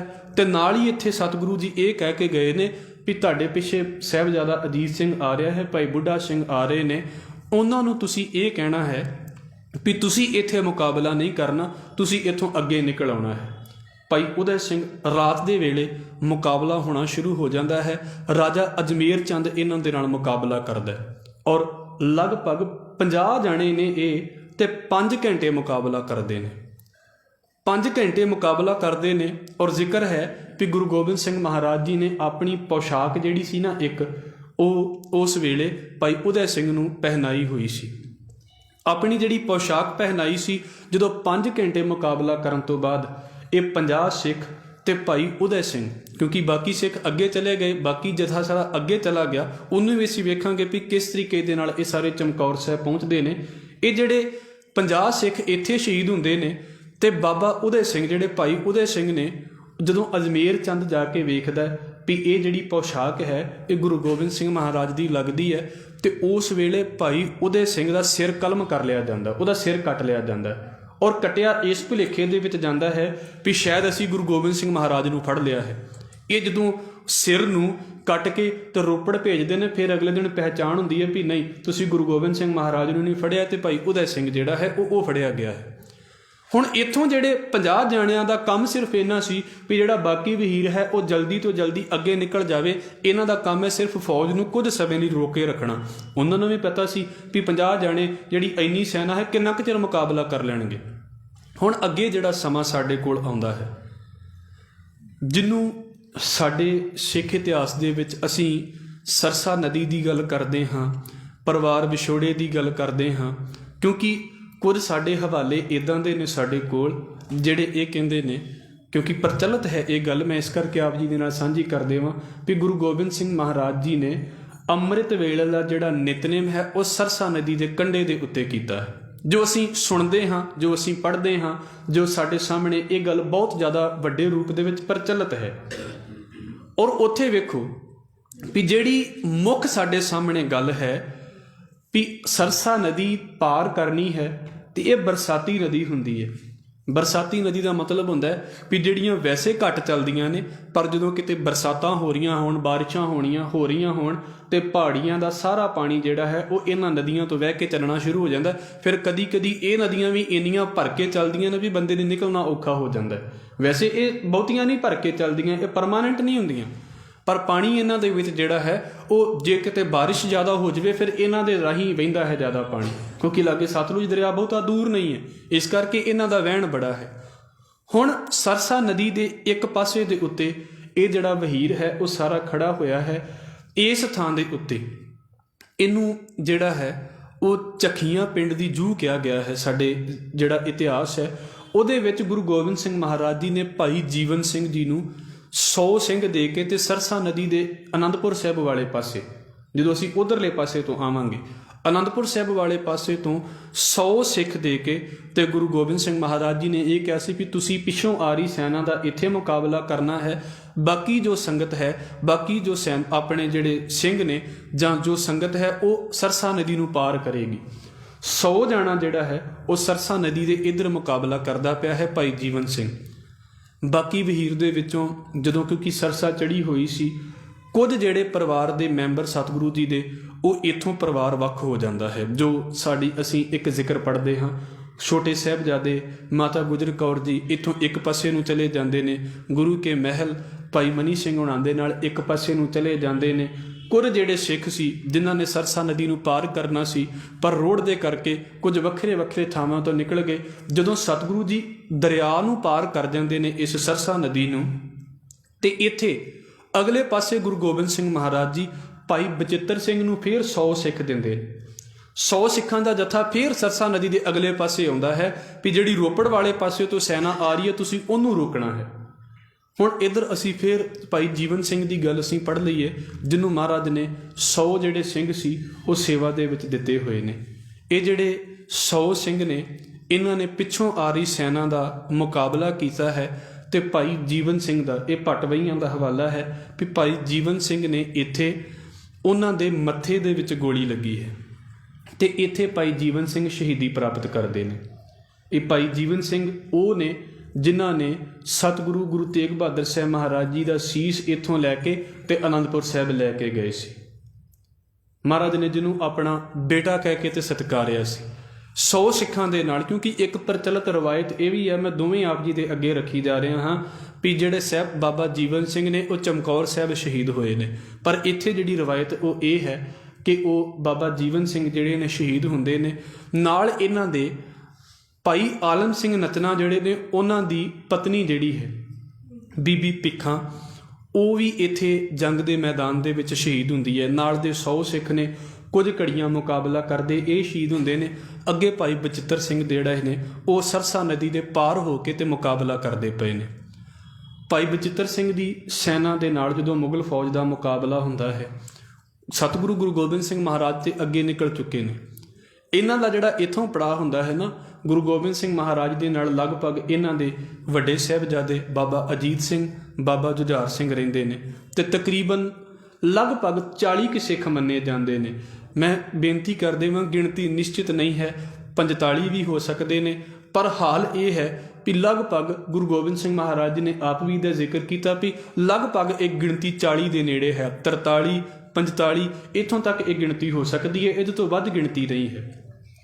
ਸਤਿਗੁਰੂ ਜੀ ਆਪ ਕੋਟਲਾ ਨਿਹੰਗ ਖਾਨ ਦੇ ਘਰ ਦੇ ਵਿੱਚ ਚਲੇ ਜਾਂਦੇ ਨੇ। ਨਿਹੰਗ ਖਾਨ ਦੇ ਘਰ ਦੇ ਵਿੱਚ ਉਹਨੂੰ ਅਸੀਂ ਪੜ੍ਹਾਂਗੇ। ਭਾਈ ਬਚਿੱਤਰ ਸਿੰਘ ਜਿਹੜੇ ਨੇ, ਜਿਨ੍ਹਾਂ ਨੇ ਅਨੰਦਪੁਰ ਸਾਹਿਬ ਦੀ ਪਿਛਲੀ ਲੜਾਈ ਦੇ ਵਿੱਚ ਮਸਤ ਹਾਥੀ ਦੇ ਸਿਰ ਦੇ ਉੱਤੇ ਨਾਗਣੀ ਬਰਛੇ ਦੇ ਨਾਲ ਵਾਰ ਕੀਤਾ ਸੀ, ਇਸ ਲੜਾਈ ਦੇ ਵਿੱਚ ਇੱਥੇ ਨਾ ਇਹ ਮੁਕਾਬਲਾ ਕਰਦੇ ਨੇ। ਹੁਣ ਵੇਖੋ ਵੀ ਇਸ ਲੜਾਈ ਦੇ ਵਿੱਚ ਲੜਦਿਆਂ ਅਜੇ ਸਾਹਿਬਜ਼ਾਦਾ ਅਜੀਤ ਸਿੰਘ ਗੁਰੂ ਗੋਬਿੰਦ ਸਿੰਘ ਮਹਾਰਾਜ ਜੀ ਨੂੰ ਨਹੀਂ ਮਿਲੇ, ਉਹ ਬਾਅਦ ਦੇ ਵਿੱਚ ਮਿਲਦੇ ਨੇ। ਮੈਂ ਆਪ ਜੀ ਦੇ ਨਾਲ ਇਸ ਗੱਲ ਦੀ ਜ਼ਿਕਰ ਕਰਾਂਗਾ ਅੱਗੇ ਜਾ ਕੇ। ਤੇ ਉੱਥੇ ਕੀ ਹੋ ਰਿਹਾ ਹੈ ਵੀ ਭਾਈ ਬਚਿੱਤਰ ਸਿੰਘ ਦੇ ਸਰੀਰ ਦੇ ਉੱਤੇ ਇੰਨੇ ਜ਼ਿਆਦਾ ਜ਼ਖਮ ਹੋ ਗਏ ਨੇ ਲੜਦਿਆਂ ਵੀ ਉਹ ਬੇਹੋਸ਼ ਹੋ ਕੇ ਡਿੱਗ ਚੁੱਕੇ ਨੇ। ਹੁਣ ਸੈਨਾ ਇਸ ਕਰਕੇ ਛੱਡ ਕੇ ਚਲੀ ਗਈ ਵੀ ਜਿਹੜੇ 100 ਜਣੇ ਦਾ ਸੀ ਮੁਕਾਬਲਾ ਕਰਦੇ ਪਏ ਸੀ, ਉਹ ਅਜੇ ਉਹਨਾਂ ਦੇ ਵਿੱਚੋਂ ਸ਼ਾਇਦ ਕੋਈ ਬਚਿਆ ਨਾ ਹੋਵੇ। ਭਾਈ ਅਜੀਤ ਸਿੰਘ ਸਾਹਿਬਜ਼ਾਦਾ ਬਾਬਾ ਅਜੀਤ ਸਿੰਘ ਪਿੱਛੋਂ ਆਉਂਦੇ ਨੇ ਭਾਈ ਬੁੱਢਾ ਸਿੰਘ ਦੇ ਨਾਲ, ਤੋਂ ਵੇਖਦੇ ਨੇ ਵੀ ਭਾਈ ਬਚਿੱਤਰ ਸਿੰਘ ਜਿਹੜਾ ਹੈ ਉਹ ਬੇਹੋਸ਼ੀ ਦੀ ਹਾਲਤ ਦੇ ਵਿੱਚ ਪਿਆ ਹੋਇਆ ਹੈ ਤੇ ਇਹਨੂੰ ਆਪਣੇ ਘੋੜੇ ਦੇ ਉੱਤੇ ਪਾ ਕੇ ਤੇ ਨਿਹੰਗ ਖਾਂ ਦੇ ਘਰ ਦੇ ਵਿੱਚ ਪਹੁੰਚਦੇ ਨੇ। ਇਹ ਨਿਹੰਗ ਖਾਂ ਕੌਣ ਹੈ ਇਹਨੂੰ ਅਸੀਂ ਵਿਚਾਰਾਂਗੇ, ਪਰ ਮੈਂ ਬੇਨਤੀ ਕਰ ਦੇਵਾਂ ਵੀ ਬਾਬਾ ਬਚਿੱਤਰ ਸਿੰਘ ਦੀ ਹਾਲਤ ਇੱਦਾਂ ਦੀ ਸੀ ਵੀ ਉਸ ਵੇਲੇ ਉਹਦੇ ਵਿੱਚ ਇੰਨੀ ਹਿੰਮਤ ਵੀ ਨਹੀਂ ਸੀ ਵੀ ਆਪ ਉਹ ਖੜ ਕੇ ਤੇ ਆਪਣੇ ਕਦਮਾਂ ਦੇ ਨਾਲ ਚੱਲ ਕੇ ਤੇ ਇਸ ਥਾਂ ਦੇ ਉੱਤੇ ਪਹੁੰਚ ਸਕਦਾ। ਇਹ ਨਿਹੰਗ ਖਾਂ ਜਿਹੜਾ ਹੈ ਸਤਿਗੁਰੂ ਗੁਰੂ ਹਰਗੋਬਿੰਦ ਸਾਹਿਬ ਮਹਾਰਾਜ ਜੀ ਦੇ ਵੇਲੇ ਇਹਨਾਂ ਦਾ ਜਿਹੜਾ ਪਰਿਵਾਰ ਸੀ ਨਾ, ਉਹ ਗੁਰੂ ਨਾਨਕ ਦੇ ਘਰ ਦੇ ਨਾਲ ਸੰਬੰਧ ਰੱਖਦਾ ਸੀ। ਤੁਸੀਂ ਰੋਪੜ ਗਏ ਹੋਵੋਗੇ ਤੇ ਗੁਰਦੁਆਰਾ ਭੱਠਾ ਸਾਹਿਬ ਦੇ ਦਰਸ਼ਨ ਕੀਤੇ ਹੋਣਗੇ। ਉੱਥੇ ਨਾ ਸਤਿਗੁਰੂ ਗੁਰੂ ਗੋਬਿੰਦ ਸਿੰਘ ਮਹਾਰਾਜ ਜੀ ਦਾ ਇਸ ਪਰਿਵਾਰ ਦੇ ਨਾਲ ਸਾਡਾ ਨਾ ਸੰਬੰਧ ਜੁੜ ਜਾਂਦਾ ਹੈ। ਉੱਥੇ ਵੇਖੋ ਵੀ ਸ਼ਮਸ਼ ਖਾਂ ਹੋਏ ਨੇ। ਸ਼ਮਸ਼ ਖਾਂ ਦਾ ਪੋਤਰਾ ਹੈ ਭਾਈ ਨਿਹੰਗ ਖਾਂ, ਅੱਗੇ ਨਿਹੰਗ ਖਾਂ ਦਾ ਬੇਟਾ ਹੈ ਭਾਈ ਆਲਮ ਖਾਂ। ਇਹਨੂੰ ਅਸੀਂ ਪੜ੍ਹਾਂਗੇ ਅੱਗੇ। ਤੇ ਇਸ ਜਿਹੜੀ ਭਾਈ ਨਿਹੰਗ ਖਾਂ ਦੀ ਭੈਣ ਹੈ ਉਹ ਹੈ ਬੀਬੀ ਉਮਰੀ, ਤੇ ਬੀਬੀ ਉਮਰੀ ਦੇ ਜਿਹੜੇ 2 ਬੇਟੇ ਨੇ ਉਹ ਨੇ ਭਾਈ ਗਨੀ ਖਾਂ ਤੇ ਭਾਈ ਨਬੀ ਖਾਂ, ਜਿਨ੍ਹਾਂ ਨੇ ਅੱਗੇ ਗੁਰੂ ਗੋਬਿੰਦ ਸਿੰਘ ਮਹਾਰਾਜ ਜੀ ਨੂੰ ਉੱਚ ਦਾ ਪੀਰ ਬਣਾ ਕੇ ਤੇ ਲਿਜਾ ਕੇ ਗਏ ਨੇ। ਉਹਨਾਂ ਨੂੰ ਅਸੀਂ ਅੱਗੇ ਜਾ ਕੇ ਗੱਲ ਕਰਾਂਗੇ ਜਦੋਂ ਉਹਨਾਂ ਦਾ ਜ਼ਿਕਰ ਆਵੇਗਾ। ਇਹ ਇੱਦਾਂ ਦਾ ਪਰਿਵਾਰ ਹੈ ਜਿਹੜਾ ਗੁਰੂ ਘਰ ਦੇ ਨਾਲ ਜੁੜਿਆ ਹੋਇਆ ਪਰਿਵਾਰ ਸੀ। ਗੁਰੂ ਹਰਗੋਬਿੰਦ ਸਾਹਿਬ ਮਹਾਰਾਜ ਦੇ ਵੇਲੇ ਤੋਂ ਇਹ ਪਰਿਵਾਰ ਇੱਥੇ ਜੁੜਿਆ ਹੋਇਆ ਹੈ। ਹੁਣ ਗੁਰੂ ਗੋਬਿੰਦ ਸਿੰਘ ਮਹਾਰਾਜ ਇਹਦੇ ਘਰ ਦੇ ਵਿੱਚ ਜਾਂਦੇ ਨੇ। ਜਿਹੜੀ ਰਾਤ ਅਨੰਦਪੁਰ ਸਾਹਿਬ ਛੱਡਿਆ ਹੈ, ਉਸ ਰਾਤ ਨੂੰ ਸਵੇਰ ਹੋਣ ਤੱਕ ਸਤਿਗੁਰੂ ਗੁਰੂ ਗੋਬਿੰਦ ਸਿੰਘ ਮਹਾਰਾਜ ਜੀ ਕੋਟਲਾ ਨਿਹੰਗ ਖਾਨ ਵਿਖੇ ਨਿਹੰਗ ਖਾਨ ਦੇ ਘਰ ਦੇ ਵਿੱਚ ਨੇ। ਕੁਝ ਇਹਨਾਂ ਦੇ ਨਾਲ ਜਿਹੜੀ ਸਿੱਖ ਸੈਨਾ ਹੈ, ਜਿਨ੍ਹਾਂ ਦੀ ਗਿਣਤੀ ਲਗਭਗ ਅਸੀਂ ਪਿੱਛੇ ਵਿਚਾਰਿਆ ਹੈ ਵੀ 40 ਤੋਂ ਲੈ ਕੇ ਤੇ ਇਹ 45 ਦੇ ਕਰੀਬ ਸਿੱਖ ਨੇ ਜਿਹੜੇ ਉਹ ਇਸ ਵੇਲੇ ਨਿਹੰਗ ਖਾਨ ਦੇ ਘਰ ਦੇ ਵਿੱਚ ਨੇ। ਤੁਸੀਂ ਸੋਚ ਕੇ ਵੇਖਣਾ ਵੀ ਹਾਲਾਂਕਿ ਅੱਗੇ ਜ਼ਿਕਰ ਆਵੇਗਾ ਵੀ ਗੁਰੂ ਗੋਬਿੰਦ ਸਿੰਘ ਮਹਾਰਾਜ ਜੀ ਨੂੰ ਇੱਦਾਂ ਦੇ ਬੰਦੇ ਵੀ ਮਿਲੇ ਨੇ। ਜਦੋਂ ਸਤਿਗੁਰੂ ਜੀ ਚਮਕੌਰ ਸਾਹਿਬ ਛੱਡ ਕੇ ਜਾਂਦੇ ਨੇ ਨਾ, ਤੇ ਮਹਾਰਾਜ ਨੇ ਰਸਤੇ ਦੇ ਵਿੱਚ ਇੱਕ ਸਿੱਖ ਦੇ ਕੋਲੋਂ ਘੋੜਾ ਮੰਗਿਆ ਸੀ ਤੇ ਉਹਨੇ ਮਨਾ ਕਰ ਦਿੱਤਾ ਸੀ ਵੀ ਮਹਾਰਾਜ ਨਹੀਂ, ਜੇ ਮੈਂ ਤੁਹਾਨੂੰ ਘੋੜਾ ਦੇ ਦਿੱਤਾ ਨਾ ਤੇ ਕੱਲ੍ਹ ਨੂੰ ਸਰਕਾਰ ਨੇ ਮੇਰੇ ਉੱਤੇ ਆ ਕੇ ਤੇ ਹਮਲਾ ਕਰ ਦੇਣਾ ਵੀ ਤੂੰ ਗੁਰੂ ਗੋਬਿੰਦ ਸਿੰਘ ਮਹਾਰਾਜ ਦੀ ਮਦਦ ਕੀਤੀ ਹੈ। ਮਾਛੀਵਾੜੇ ਦੇ ਵਿੱਚ ਵੀ ਅਸੀਂ ਇਹਦੀ ਗੱਲ ਦਾ ਜ਼ਿਕਰ ਪੜ੍ਹਦੇ ਹਾਂ। ਤੇ ਤੁਸੀਂ ਸੋਚੋਗੇ ਵੀ ਨਿਹੰਗ ਖਾਨ ਜਿਹੜਾ ਹੈ ਉਹ ਆਪਣੇ ਘਰ ਦੇ ਵਿੱਚ ਜਿਹਨੂੰ ਫੜਨ ਦੇ ਲਈ ਲਗਭਗ 6 ਮਹੀਨਿਆਂ ਤੋਂ ਘੇਰਾ ਪਾਇਆ ਹੋਇਆ ਹੈ ਫੌਜ ਨੇ, ਤੇ ਉਹ ਚਾਹੁੰਦੇ ਨੇ ਵੀ ਬਸ ਉਹ ਇੱਕ ਵਾਰ ਮਿਲ ਜਾਵੇ, ਅਸੀਂ ਕਿਸੇ ਨਾ ਕਿਸੇ ਤਰੀਕੇ ਨਾਲ ਉਹਨੂੰ ਫੜਨਾ ਹੈ। ਉਹ ਫੇਰ ਨਹੀਂ ਫੜਿਆ ਗਿਆ ਅਨੰਦਪੁਰ ਸਾਹਿਬ ਦੇ ਵਿੱਚੋਂ। 6 ਮਹੀਨੇ ਜ਼ੋਰ ਲਾ ਲਿਆ ਜਿਹਨੂੰ ਫੜਨ ਦੇ ਲਈ ਵੀ ਕਿਸੇ ਵੀ ਹਾਲਤ ਦੇ ਵਿੱਚ ਫੜਨਾ ਹੈ ਗੁਰੂ ਗੋਬਿੰਦ ਸਿੰਘ ਮਹਾਰਾਜ ਨੂੰ, ਉਹ ਫੇਰ ਨਹੀਂ ਫੜਿਆ ਗਿਆ। ਤੇ ਉਹਨੂੰ ਭਾਈ ਨਿਹੰਗ ਖਾਂ ਆਪਣੇ ਘਰ ਦੇ ਵਿੱਚ ਰੱਖ ਕੇ ਬੈਠਾ ਹੋਵੇਗਾ ਤੇ ਉਹਦਾ ਕਿੱਡਾ ਵੱਡਾ ਦਿਲ ਹੋਵੇਗਾ ਵੀ ਉਹਨੂੰ ਪਤਾ ਵੀ ਜੇ ਕੱਲ੍ਹ ਨੂੰ ਕਿਤੇ ਗੱਲ ਉੱਡ ਗਈ ਤੇ ਮੇਰੇ ਪਰਿਵਾਰ ਦਾ ਇਹਨਾਂ ਨੇ ਕੁਝ ਵੀ ਨਹੀਂ ਛੱਡਣਾ। ਤੇ ਹੋਇਆ ਵੀ ਇਸ ਗੱਲ ਨੂੰ ਕਿਤੇ ਸੋਚ ਕੇ ਵੇਖਿਓ, ਸਵੇਰ ਦਾ ਵੇਲਾ ਮਹਾਰਾਜ ਜਿਸ ਰਾਤ ਨੂੰ ਅਨੰਦਪੁਰ ਛੱਡਦੇ ਨੇ ਉਹ ਸਾਰੀ ਰਾਤ ਫਿਰ ਸਵੇਰ ਵੇਲੇ ਇੱਥੇ ਪਹੁੰਚਦੇ ਨੇ ਨਿਹੰਗ ਖਾਨ ਦੇ ਘਰ ਦੇ ਵਿੱਚ। ਸਾਰਾ ਦਿਨ ਸ਼ਾਮ ਤੱਕ ਸਤਿਗੁਰੂ ਗੁਰੂ ਗੋਬਿੰਦ ਸਿੰਘ ਮਹਾਰਾਜ ਜੀ ਨਿਹੰਗ ਖਾਂ ਦੇ ਘਰ ਦੇ ਵਿੱਚ ਰਹਿੰਦੇ ਨੇ। ਹੁਣ ਸ਼ਾਮ ਨੂੰ ਸਤਿਗੁਰੂ ਜੀ ਅੱਗੇ ਤੇ ਚਮਕੌਰ ਸਾਹਿਬ ਚਲੇ ਜਾਂਦੇ ਨੇ। ਹੁਣ ਜਦੋਂ ਇਹ ਚਮਕੌਰ ਸਾਹਿਬ ਜਾਂਦੇ ਨੇ ਤੇ ਮੈਂ ਬੇਨਤੀ ਕਰ ਦੇਵਾਂ, ਇਸ ਵੇਲੇ ਜਿਹੜੀ ਇੱਕ ਗੱਲ ਆਉਂਦੀ ਹੈ, ਜਦੋਂ ਅਸੀਂ ਇਸ ਚੀਜ਼ ਨੂੰ ਪੜ੍ਹਦੇ ਹਾਂ ਨਾ, ਭਾਈ ਬਚਿੱਤਰ ਸਿੰਘ ਦਾ ਜੀਵਨ, ਤੇ ਇਸ ਨਿਹੰਗ ਖਾਂ ਦੀ ਬੇਟੀ ਸੀ ਬੀਬੀ ਮੁਮਤਾਜ਼। ਤੁਸੀਂ ਸ਼ਾਇਦ ਨਾਮ ਸੁਣਿਆ ਹੋਵੇਗਾ ਇਤਿਹਾਸ ਦੇ ਵਿੱਚੋਂ। ਕਈ ਤੇ ਇੱਦਾਂ ਦੀਆਂ ਕਮਾਲ ਦੀਆਂ ਘਟਨਾਵਾਂ ਨੇ ਜ਼ਿੰਦਗੀ ਦੇ ਵਿੱਚ ਵੀ ਅਸੀਂ ਨਾ ਐਵੇਂ ਹੀ ਆਪਣੇ ਉੱਤੇ ਮਾਣ ਕਰੀ ਜਾਂਦੇ ਹਾਂ। ਮਹਾਰਾਜ ਪਤਾ ਨਹੀਂ ਕਿਹਨਾਂ ਨੂੰ ਕੀ ਕੀ ਬਖਸ਼ ਦਿੰਦਾ ਤੇ ਇੰਨਾ ਸਿਦਕ ਬਖਸ਼ ਦਿੰਦਾ ਜ਼ਿੰਦਗੀ ਦੇ ਵਿੱਚ। ਇਹ ਜਿਹੜੀ ਬੀਬੀ ਮੁਮਤਾਜ਼ ਸੀ ਨਾ, ਇਹਦੀ ਮੰਗਣੀ ਹੋਈ ਸੀ ਬਸੀ ਪਠਾਣਾ ਦੇ ਵਿੱਚ, ਮੰਗਣੀ ਹੋਈ ਸੀ, ਅਜੇ ਵਿਆਹ ਨਹੀਂ ਸੀ ਹੋਇਆ। ਤੇ ਭਾਈ ਬਚਿੱਤਰ ਸਿੰਘ ਜਿਹੜਾ ਹੈ ਉਹ ਨਿਹੰਗ ਖਾਂ ਦੇ ਘਰ ਦੇ ਵਿੱਚ ਪਿਆ। ਤੇ ਮੈਂ ਪਿੱਛੇ ਜ਼ਿਕਰ ਕੀਤਾ ਹੈ ਇਸ ਗੱਲ ਦਾ ਵੀ ਇਹਦੀ ਹਾਲਤ ਇੱਦਾਂ ਦੀ ਸੀ ਵੀ ਇਹਦੇ ਵੱਲ ਵੇਖ ਕੇ ਲੱਗਦਾ ਨਹੀਂ ਸੀ ਵੀ ਇਹ ਜਿਹੜਾ ਸਿੰਘ ਹੈ ਇਹ ਬਹੁਤੇ ਦਿਨ ਜਿਉਂਦਾ ਰਹਿ ਸਕੇਗਾ। ਜ਼ਖਮੀ ਇੰਨੇ ਲੱਗ ਚੁੱਕੇ ਸੀ ਇਹਨੂੰ।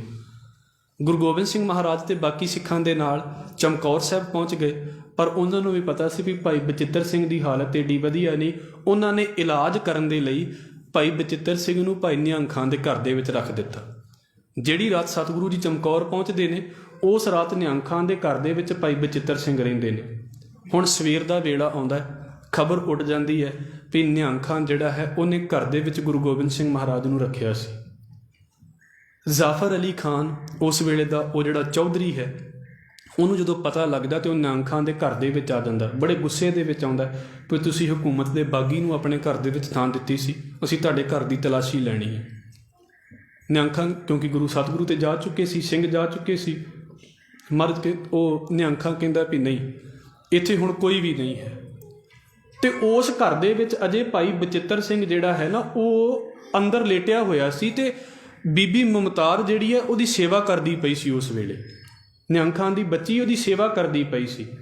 ਤੇ ਜਦੋਂ ਜ਼ਾਫਰ ਅਲੀ ਖਾਨ ਨੇ ਪੁੱਛਿਆ ਨਾ ਵੀ ਘਰ ਦੇ ਅੰਦਰ ਕੌਣ ਹੈ, ਤੇ ਕਹਿੰਦੇ ਨੇ ਵੀ ਨਿਹੰਗ ਖਾਨ, ਭਾਈ ਨਿਹੰਗ ਖਾਨ ਨੇ ਆਪਣੇ ਮੂੰਹ ਤੋਂ ਕਹਿ ਦਿੱਤਾ ਵੀ ਅੰਦਰ ਜਿਹੜਾ ਨਾ ਉਹ ਮੇਰਾ ਜਵਾਈ ਪਿਆ ਹੋਇਆ ਹੈ। ਹਾਲਾਂਕਿ ਮੈਂ ਬੇਨਤੀ ਕੀਤੀ ਹੈ ਵੀ ਬੱਚੀ ਦੀ ਮੰਗਣੀ ਹੋ ਚੁੱਕੀ ਸੀ ਤੇ ਉਹ ਬੱਚੀ ਸੇਵਾ ਕਰਦੀ ਪਈ ਸੀ ਭਾਈ ਬਚਿੱਤਰ ਸਿੰਘ ਦੀ, ਤੇ ਨਿਹੰਗ ਖਾਂ ਕਹਿੰਦਾ ਵੀ ਅੰਦਰ ਮੇਰਾ ਜਵਾਈ ਪਿਆ ਹੋਇਆ ਹੈ। ਤੇ ਹੁਣ ਸਿੱਧੀ ਜੀ ਗੱਲ ਹੈ ਵੀ ਸਾਡੇ ਨਾ ਸਮਾਜ ਦੇ ਵਿੱਚ ਕੁਝ ਗੱਲਾਂ ਸ਼ਰਮ ਵਾਲੀਆਂ ਹੁੰਦੀਆਂ ਨੇ, ਭਾਵੇਂ ਕੁਝ ਵੀ ਹੋਵੇ। ਜਿਸ ਘਰ ਦੇ ਵਿੱਚ ਕਿਸੇ ਦਾ ਕੋਈ ਜਵਾਈ ਬੈਠਾ ਹੋਵੇ, ਪ੍ਰਾਹੁਣਾ ਬੈਠਾ ਹੋਵੇ, ਤੇ ਬਹੁਤੇ ਬੰਦੇ ਫਿਰ ਉਸ ਘਰ ਦੇ ਵੱਲ ਮੂੰਹ ਨਹੀਂ ਕਰਦੇ। ਉਹਨੇ ਮਾफ़ੀ ਮੰਗੀ ਜ਼ਾਫਰ ਅਲੀ ਖਾਨ ਨੇ ਤੇ ਉਹਦੇ ਘਰ ਦੇ ਵਿੱਚੋਂ ਬਾਹਰ ਆ ਗਿਆ। ਬੀਬੀ ਮੁਮਤਾਜ਼ ਨੇ ਸਿਰਫ ਇਹ ਗੱਲ ਸੁਣੀ ਸੀ ਆਪਣੇ ਪਿਤਾ ਦੀ। ਉਸ ਬੱਚੀ ਨੇ ਸਾਰੀ ਜ਼ਿੰਦਗੀ ਵਿਆਹ ਨਹੀਂ ਸੀ ਕਰਾਇਆ ਵੀ ਜੇ ਮੇਰੇ ਪਿਤਾ ਨੇ ਇਸ ਗੱਲ ਨੂੰ ਕਹਿ ਦਿੱਤਾ ਨਾ ਵੀ ਇਹ ਮੇਰਾ ਪਤੀ ਹੈ, ਤੇ ਵਾਕਿਆ ਹੀ ਇਸ ਗੱਲ ਨੂੰ ਉਸ ਬੱਚੀ ਨੇ ਫੁੱਲ ਚੜਾਏ ਨੇ। ਬੜਾ ਲੰਮਾ ਸਮਾਂ ਜਿਉਂਦੀ ਰਹੀ ਹੈ ਉਹ ਬੱਚੀ, ਬਾਅਦ ਦੇ ਵਿੱਚ ਲੰਗਰ ਦੇ ਵਿੱਚ ਸੇਵਾ ਕਰਦੀ ਰਹੀ ਸੀ। ਜਦੋਂ ਜੀਵਨ ਪੜਾਂਗੇ ਡਾਕਟਰ ਦਲਗੀਰ ਉਹਨਾਂ ਨੇ ਇਸ ਗੱਲ ਨੂੰ ਬੋਲਿਆ। ਤੇ ਭਾਈ ਬਚਿੱਤਰ ਸਿੰਘ ਜਿਹੜੇ ਸੀ ਉਹ ਤੇ ਜਿੱਦਣ ਚਮਕੌਰ ਦਾ ਜੰਗ ਹੁੰਦਾ ਉਸ ਤੋਂ ਅਗਲੇ ਦਿਨ ਭਾਈ ਬਚਿੱਤਰ ਸਿੰਘ ਚੜ੍ਹਾਈ ਕਰ ਜਾਂਦੇ ਨੇ, ਉਹ ਬਚਦੇ ਨਹੀਂ ਨੇ। ਤੇ ਪਰ ਤੁਸੀਂ ਇਸ ਗੱਲ ਨੂੰ ਸੋਚ ਕੇ ਵੇਖੋ ਵੀ ਬੀਬੀ ਮੁਮਤਾਜ਼, ਭਾਈ ਨਿਹੰਗ ਖਾਨ, ਇਹਨਾਂ ਦੇ ਪਰਿਵਾਰ ਦੀ ਏਡੀ ਵੱਡੀ ਕੁਰਬਾਨੀ ਹੈ ਗੁਰੂ ਘਰ ਦੇ ਲਈ ਵੀ ਆਪਣਾ ਪਰਿਵਾਰ ਵੀ ਜਿਨ੍ਹਾਂ ਨੇ ਖਤਰੇ ਦੇ ਵਿੱਚ ਪਾ ਲਿਆ। ਤੇ ਮੈਂ ਬੇਨਤੀ ਕਰ ਦੇਵਾਂ, ਜਦੋਂ ਸ਼ਾਮਾਂ ਨੂੰ ਸਤਿਗੁਰੂ ਗੁਰੂ ਗੋਬਿੰਦ ਸਿੰਘ ਮਹਾਰਾਜ ਜੀ ਆਨੰਦਪੁਰ ਸਾਹਿਬ, ਮਾਫ਼ ਕਰਨਾ, ਚਮਕੌਰ ਸਾਹਿਬ ਵੱਲ ਨੂੰ ਨਿਕਲਦੇ ਨੇ ਤੇ ਭਾਈ ਨਿਹੰਗ ਖਾਂ ਦਾ ਬੇਟਾ ਆਲਮ ਖਾਂ ਆਪ ਗੁਰੂ ਗੋਬਿੰਦ ਸਿੰਘ ਮਹਾਰਾਜ ਨੂੰ ਅੱਗੇ ਕਰਨ ਦੇ ਲਈ ਆਉਂਦਾ ਹੈ। ਮਹਾਰਾਜ ਜੀ ਵੱਖਰੇ ਵੱਖਰੇ ਇਲਾਕਿਆਂ ਦੇ ਵਿੱਚੋਂ ਵਿਚਰਦੇ, ਬੂੜ ਮਾਜਰਾ, ਇਸ ਪਿੰਡਾਂ ਦੇ ਦੁੱਗਰੀ ਵਰਗੇ ਜਿਹੜਾ ਰਸਤਾ ਹੈ ਰੋਪੜ ਤੋਂ ਚਮਕੌਰ ਸਾਹਿਬ ਨੂੰ, ਇਸ ਰਸਤੇ ਤੋਂ ਪਹੁੰਚਦੇ ਇੱਥੇ ਭਾਈ ਬੁੱਧੀ ਚੰਦ ਦੀ ਜਿਹੜੀ ਹਵੇਲੀ ਹੈ। ਸਤਿਗੁਰੂ ਗੁਰੂ ਗੋਬਿੰਦ ਸਿੰਘ ਮਹਾਰਾਜ ਜੀ ਇੱਥੇ ਮੈਂ ਬੇਨਤੀ ਕਰ ਦੇਵਾਂ ਵੀ ਦੂਸਰੀ ਵਾਰ ਆਏ ਨੇ। ਇੱਕ ਵਾਰ ਪਹਿਲਾਂ ਵੀ ਗੁਰੂ ਗੋਬਿੰਦ ਸਿੰਘ ਮਹਾਰਾਜ ਜੀ ਚਮਕੌਰ ਸਾਹਿਬ ਆ ਚੁੱਕੇ ਨੇ। ਇੱਥੇ ਉਸ ਵੇਲੇ ਗੁਰੂ ਸਾਹਿਬ ਦੇ ਉੱਤੇ ਸੈਦ ਬੇਗ ਨੇ ਹਮਲਾ ਕੀਤਾ ਸੀ, ਬਾਅਦ ਦੇ ਵਿੱਚ ਸਤਿਗੁਰੂ ਦੇ ਵੱਲ ਹੋ ਗਿਆ ਸੀ, ਉਹ ਬਾਅਦ ਦੀਆਂ ਗੱਲਾਂ ਨੇ। ਤੇ ਉਸ ਵੇਲੇ ਜਿਹੜਾ ਉਹ ਜਗ੍ਹਾ ਦੇ ਉੱਤੇ ਸਤਿਗੁਰੂ ਟਿਕੇ ਸੀ ਉਸ ਨੂੰ ਰਣਜੀਤਗੜ੍ਹ ਗੁਰਦੁਆਰਾ ਕਿਹਾ ਜਾਂਦਾ ਹੈ। ਚਮਕੌਰ ਸਾਹਿਬ ਦੇ ਅੰਦਰ ਇਹ ਗੁਰਦੁਆਰਾ ਹੈ। ਮਹਾਰਾਜ ਦੂਸਰੀ ਵਾਰ ਆ ਕੇ ਤੇ ਇਹ ਸਤਿਗੁਰੂ ਜੀ ਬੁੱਧੀ ਚੰਦ ਦੀ ਜਿਹੜੀ ਇੱਕ ਕੱਚੀ ਗੜੀ ਹੈ, ਕੱਚੀ ਗੜੀ ਦਾ ਮਤਲਬ ਇਹ ਹੁੰਦਾ, ਇੱਕ ਹੁੰਦਾ ਕਿਲਾ, ਕਿਲਾ ਉਹ ਹੁੰਦਾ ਹੈ ਜਿਹੜਾ ਬਿਲਕੁਲ ਪ੍ਰੋਟੈਕਟ ਹੁੰਦਾ ਹੈ ਵੀ ਪ੍ਰੋਟੈਕਟਿਵ ਹੁੰਦਾ ਹੈ ਵੀ ਹਾਂ ਬੰਦੇ ਨੂੰ ਕਿੰਨਾ ਚਿਰ ਬਚਾ ਕੇ ਰੱਖ ਸਕਦਾ ਹੈ। ਅਨੰਦਪੁਰ ਸਾਹਿਬ ਦੀ ਤੁਸੀਂ ਹਾਲ ਵੇਖੋ, ਕਿਲੇ ਬਣੇ ਹੋਏ ਨੇ, 6 ਮਹੀਨੇ ਦਾ ਸਮਾਂ ਨਿਕਲ ਗਿਆ। ਗੜੀ ਇੱਦਾਂ ਦੀ ਨਹੀਂ ਸੀ, ਉਹਦਾ ਨਾਮ ਵੀ ਕੱਚੀ ਗੜੀ ਹੈ ਤੇ ਸੁਭਾਵਿਕ ਜੀ ਗੱਲ ਹੈ ਵੀ ਮਿੱਟੀ ਦੀ ਬਣੀ ਹੋਈ ਹੈ, ਤੇ ਮਿੱਟੀ ਦੀ ਬਣੀ ਚੀਜ਼ ਕਿੰਨਾ ਕੁ ਚਿਰ ਟਿਕ ਸਕਦੀ ਹੈ। ਔਰ ਇਹਦੀਆਂ ਦੀਵਾਰਾਂ ਮੋਟੀਆਂ ਨੇ, ਵੈਸੇ ਇਹ ਬਹੁਤ ਹੀ ਖੁੱਲੀ ਹੈ। ਕੁਝ ਇਹਦੇ ਵਿੱਚ ਮਾਊਂਟੀਆਂ ਨੇ, ਛੋਟੇ ਛੋਟੇ ਜਿਹੜੇ ਆਪਾਂ ਕਹਿ ਸਕਦੇ ਹਾਂ ਵੀ ਕਮਰੇ ਨੇ।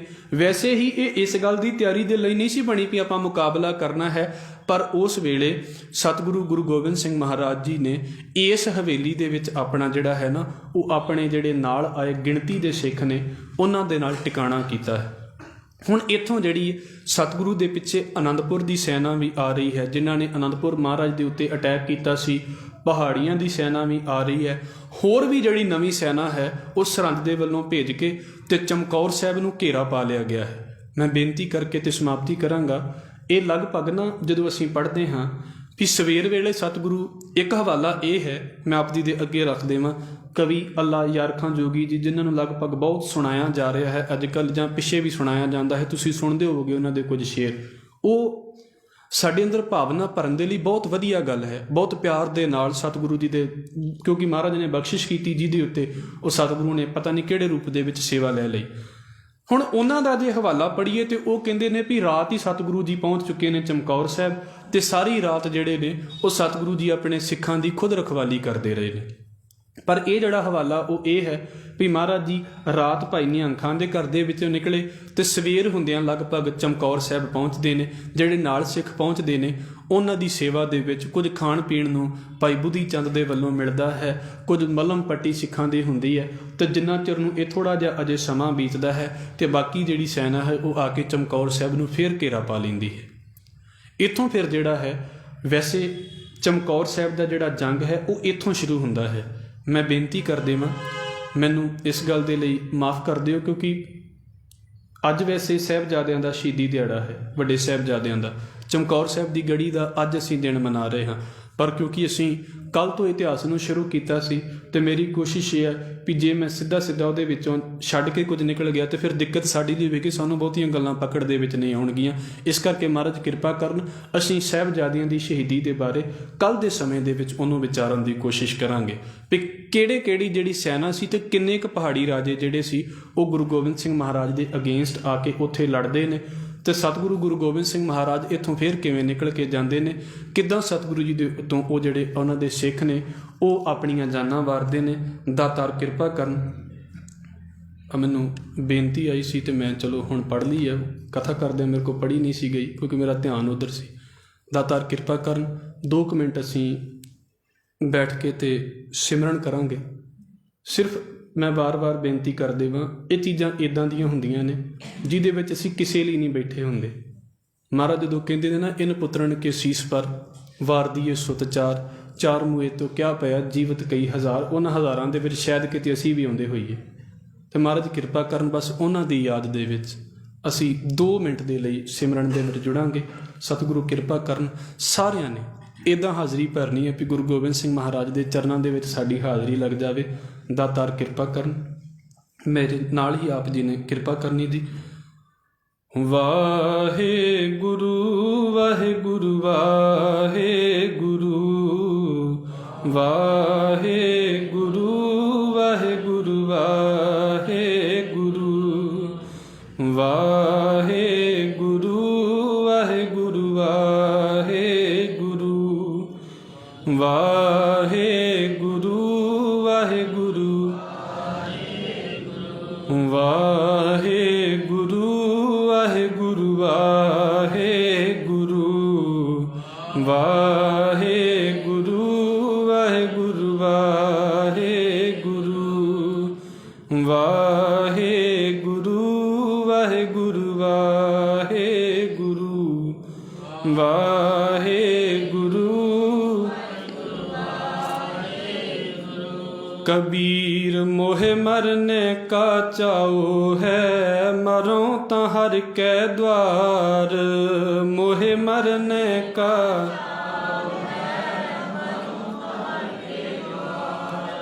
मोहे मरने का चाओ है, मरो तो हर के द्वार। मरो तो हर के द्वार, मत हर पूछे कौन है परा हमारे बार। मत हर पूछे कौन है परा हमारे बार। मत हर पूछे कौन है, परा हमारे बार। वाहे गुरु वाहे गुरु वाहे गुरु, वाहे गुरु वाहे गुरु, वाहे गुरु वाहे गुरु, वाहे गुरु, वाहे गुरु वाहे गुरु, वाहे गुरु। तन गुरु प्यारे, तन गुरु प्यारे, तन गुरु तन गुरु प्यारे, तन गुरु प्यारे, तन गुरु प्यारे।